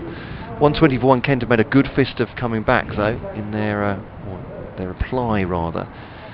And just a passive prey, I was saying to Adrian, it's the first real pressure felt from the Sussex bowlers on Kent. Perhaps they had a little bit before lunch, but at the moment, it's a question of where the next run's going to come from for this Kent pair. Left by Jordan Cox outside the off stump, although he has shown, and particularly, I keep harping on to that innings against Essex, but more than 100 balls for his 29. He doesn't look like a player that's overly worried about how long he spent at the crease. No, I've spoken to one or two of the Kent senior players about Jordan Cox. I think he keeps things pretty simple. He doesn't overthink it, let's put it that way. But I think what we're seeing here is the effect of Jason Gillespie, the coach, who's probably had a word, got his bowling group round and just said, look, we need to be more circumspect and hit our lines and lengths a little bit better. And here is Mitchell Clayton outside the off stump, just left again by Jordan Cox. Holds the pose, shouldering arms as it were, through to the wicket keeper. There's no run on that occasion.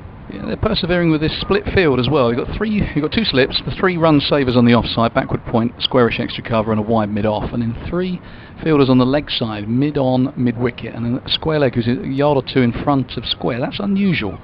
You usually have another fielder over maybe in the gully, bowling the channel. It's an indication that they want to bowl straight. Clayton to Cox. Defends it, rebounds close to his stumps, goes all the way around the stumps. He follows it, trying to kick it away. His footwork's not that great, Jordan Cox, but the ball has avoided the stumps in the end. It's certainly a semicircle of the stumps from the front. He was doing a little dance there, Jordan Cox. Yeah, his first touch left a bit to be desired, didn't he? He played it down into the ground, the ball was rolling back towards his stumps, and he went to just kind of nonchalantly flick it away, and I think he missed it. And then panic ensued. And then he almost fell on his stumps as well, so a little bit of carnage, but he's there, and he's pretty unflappable from the looks of him. That is now gone. Yeah, he's on 57 now. Clayton bowls to him again, studious forward defensive. It's out of the coaching manual. And Tresburn on the emails. Good afternoon. David Fulton's comments about Blackpool got me thinking about festival games I've been to. I went to Croydon to see Kent play Surrey and found myself sitting next to Captain Sensible, one-time punk rocker and now professional train spotter. Is there such a thing? I seem to recall seeing Kenny Everett at a one-day game in Dartford, but that's about it. Are there any celebrity followers of Kent? Apart from David Fulton, you mean? Well, that's a very good question. Here's Clayton bowling to Cox, pushes it back at the bowl and there's no run. I'm trying to think whether, the Jagger and Richards, of course, the songwriting partnership with the Rolling Stones that you may have heard of, both from Dartford, and I know Mick Jagger loves his cricket, so you'd hope he's a Kent fan. Yeah, you'd like to think so. I remember talking about grounds. I was covering a game at Guildford a few years ago, and it was about 36 degrees. It was a real scorcho day, and I thought I saw Michael Fish, the weatherman, and I thought what a good person to maybe interview on camera, live to the nation, about the fact it was a very hot day. But it wasn't Michael Fish. It was Michael Fish's doppelganger, who apparently always got confused with being Michael Fish, and I'd made that mistake. As Garton's in, bowling to Jack Leaning on the hook, swivels on it and picks the gap beautifully. 2 men out on that deep square leg boundary for that shot, but he was more than equal to it. Just a swivel of the hips, back nice and high, didn't hit it up, hit it flat, and it fairly crashed into the boundary boards. Great shot from Leaning. He moves to 14. Cox is 57, and Kent going nicely. 124 for 1. Garton once again exploring the middle of the pitch, which he's done quite regularly. That's the best hook shot of the day. Yeah, Jordan Cox has turned down any opportunity to hook so far, hasn't he? But Jack Leaning straight into it. Garton again. This one is pitched up, angled across. Good riposte from the young fast bowler. Jack Leaning's been in and out of the Yorkshire side, hasn't he? But as Adrian said, you know, we can all remember him playing against sides and scoring runs. Just been a little thin of late, I suppose, and certainly last season. Saying it's over a year since his last championship half century, and 2 years, or is it 3 years now, since his last century. So. Again, you would talk about past as new for Stuart Meeker, aren't you? When you should move as a player in your career. Leaning faces now to George Garton, well forward, pushes it into the onside, straight to the square leg fielder, no run.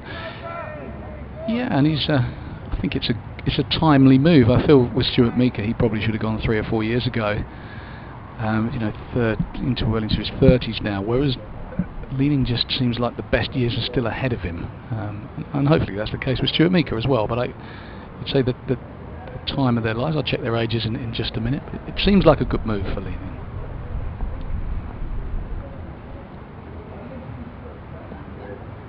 Angled across again from Garton, lets it go outside off stump, and Brown takes, and then the traditional applause comes from the slips and Brown clapping above his head. Yeah, he's still just 26, Jack Leaning, and I think Stuart Meeker's 31 now, so it's a much earlier move in the context of his career. Obviously Kent thinking about that they may have, I mean, in the full season may well have been without Denley, Crawley and Billings for parts of it, probably lacking one batting strength in their squad as well. Yeah, Garton is in again, short ball. There's another pull shot. It's another excellently played one. It was on him a bit quicker. He had to swivel, as he did, kind of Ricky Ponting-esque swivel, and got the pull shot away and split those two fielders back on the square leg fence. Another boundary to Jack Leaning. I don't think George Garton will mind that too much. He's got those 2 men back. The squarer of the 2 is going finer, closing that gap, and there's a third man in fact going out now, so it's the older 3 men back on the square leg fence, 2 behind. Of course you can only have 2 men behind square on the leg side, and 1 who is strangely 5 yards in from a short boundary. You'd be gutted if that lobbed over your head and you were the bowler. It's almost a leg trap at this leg point. Trap, he's saying, bouncer's coming, will it be the bluff? Garton is into Leaning. Banged in, and he just lets it go down the leg side. Well played, Jack Leaning. Good over for Kent. 128 for 1. Leaning has moved fairly swiftly on to 18 from just 25 deliveries, and Cox is 57. Looks like they're going to be cleaning the hands, the hand sanitizer break, for want of a better expression. But I'm just thinking about Yorkshire and letting Jack Leaning go, which of course is the other side of things. I think a good signing from Kent, but probably a good move on Yorkshire's part as well, because sometimes players can stagnate, and of course they would look at it and think, well, they've made a pretty decent swap because they've got Darvin Milan in from Middlesex, who's got a proven track record, averages over 40 in first class cricket, started the season well last week. So an opportunity for Jack Leaning to reignite himself at Kent, and Yorkshire have done pretty well to get Milan in from Middlesex. So Jordan Cox, well earned drink for him. Good signing though, 26 years of age, lots of Kent youngsters, and then you've got the likes of Joe Denley, Sam Billings coming back into this game, so difficult to plan for Paul Downton, Matt Walker, because you're never quite sure when these guys are going to be around. You know, none of them are 100% cemented in the team, so you could be with 3 of them or none of them, which is difficult to plan when you're signing players. And certainly with the opening ranks as well, with Sean Dixon having left shortly for the season, they did want to keep him. They offered him a contract. You've got the point at which you may be playing a different opening pairing. If Zach Crawley comes back, surely he'll open the batting for Kent. You would imagine so. Joe Denley might have a claim as well. Jordan Cox has been, I won't say pressed into action, but I think he's he's done really well to plug the gap. That really is a damning him with faint praise, but it may not be his natural position, is what I'm trying to say. As Clayton bowls to him now and flicked off his pads, he's making a great fist of it. Seems to have all the attributes. Flick down to Tom Haynes' backward square leg, and that's a single. Leaning on strike is 18. Cox 58. Well, of course, when Zach Crawley does come back, there may be an argument that he should bat 3. If he's going to bat 3 for England, then you think he maybe should bat 3 for his county team. I remember having these conversations with Nick Compton when Nick Compton was opening, batting 3 for Somerset and opening for England. Generally, if you're in contention for an England spot, you try and line up for that particular spot. I remember Alex Hales, when he was playing for Nottinghamshire, dancing around the order depending on where the England spot was. And Clayton to Cox now, rising delivery up towards his midriff, plays it away. Well, it hits him and drops harmlessly to his right into the offside. And as far as the England lineup goes, that's probably what they want most at the moment, isn't it? As a regular number 3, there has been a spot probably available there since Jonathan Trott. Yeah, and Dom Sibley and Rory Burns, certainly for the time being, look like they've nailed down those opener spots. So 3 is the opportunity for Crawley. It's Clayton 2 leading's beaten him outside the off stump though, and bouncing over as well. He's played inside the line of that one. He was saying that for Jack Leaning, but good delivery from Mitchell Clayton, just beating him through to the wicketkeeper. Of course, we just had the news that's breaking surrounding the England cricket team. More, of course, on the BBC website, that Ben Stokes is to miss the remainder of this Pakistan series for family reasons, and he's off to New Zealand, so I don't know what's happened there, but we wish Ben and his family all the best. And of course, we'll create an opportunity for someone else. Clayton to Leaning, flicked off his toes that one to backward square once again. Good full-length delivery from Mitchell Clayton, but perhaps straying on leg and middle. Single. He's been pretty mean though, Mitch, with the ball so far, going at 2 and over, 1 for 23, coming towards the end of the 12th. His overs. It's been better since lunch, hasn't he, Mitch? Yeah. Showing all his experience, and sometimes you just got to blow away a few cobwebs. It doesn't matter how experienced you are. They haven't had a lot of cricket, these guys, and you've got to remember that. And also, trying to get the ball to nip around. They can't work on it as they would traditionally have. So Clayton once more to Jordan Cox, up on his toes, trying to get on the front foot and into the offside. There's no run defensively again. No one to come. Enjoyed the glaring match. No, not it wasn't a glaring match. It was just the glaring from Mitch Clayton, because Jordan Cox wasn't quite ready for him to come in for delivery just after lunch, and Mitch turned back and just stared at him over his shoulder, then made a couple of false starts to make a point, then took another minute to deliver the ball, just getting himself ready, in inverted commas, trying to play the mind games with Jordan Cox. I'm not sure it's shaken him though. 58 so far. Clayton bowls to him here, and again he's right behind that one off stump, defends it, and there's no run. End of the over, 130 for 1. So I was saying, I don't think it's Jordan Cox's, probably would have been his choice in the Kent batting order, but he does seem to have exactly the right temperament to be an opening batsman. Well, he's certainly shaped up pretty well these first couple of games we've both seen him play. And when you're a young man trying to get into a county setup and a first-class arena, you don't really mind too much. You take whatever opportunity comes your way, in anywhere between 1 and 11. And in my opinion, I am a bit biased. I was an opening bat, no better time to bat. You've got the ball coming on, you've got 3 or 4 slips behind you, which means there's plenty of gaps, and I needed a few big gaps to be able to nudge a couple.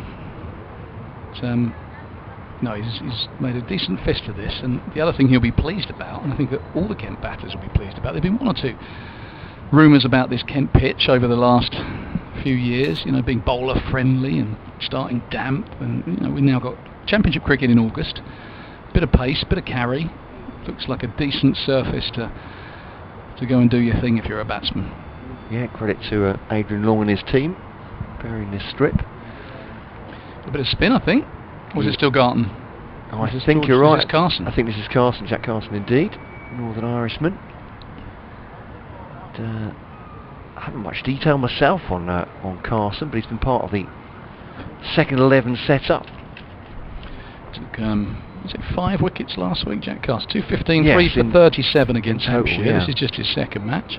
Another opportunity. And Sussex, you talk about England not replacing Jonathan Trott at number 3. Well, Sussex have struggled really to replace Mushtaq Ahmed, and no surprise in that. But you think of their glory years, 2003, 6 and 7.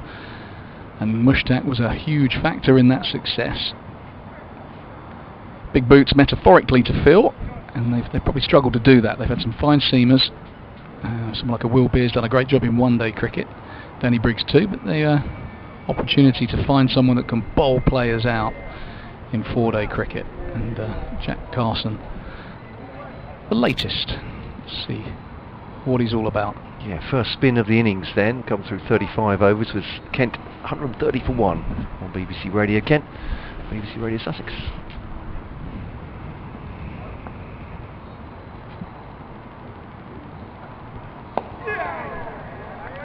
Straight on the money, Jack Carson. Falling to Jack Leading, just patted back down the pitch. It'd be interesting to see how Leading approaches this.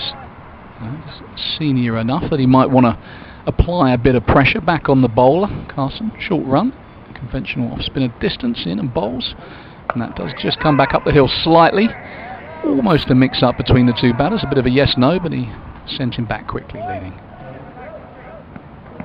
Always look, Matt, at these new bowlers, and we haven't seen him before. Try and think, who does he remind me of?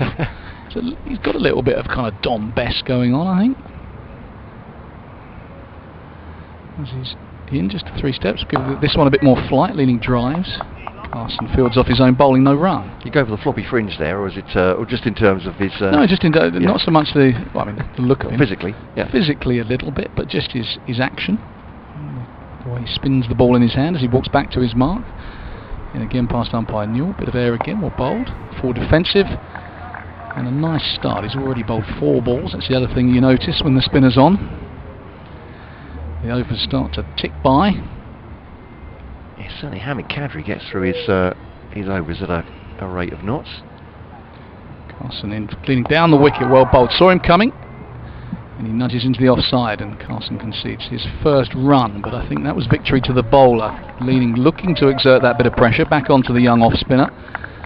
Came down the wicket, he pulled his length back, and just for a moment he would have had a heart in mouth. That's how I got out yesterday, Matt, in my club game for Faversham. Down the wicket to an off-spinner. I thought I'd show him what it was all about, and he saw me coming, threw it a bit wider, and all I could do was chip it to extra cover.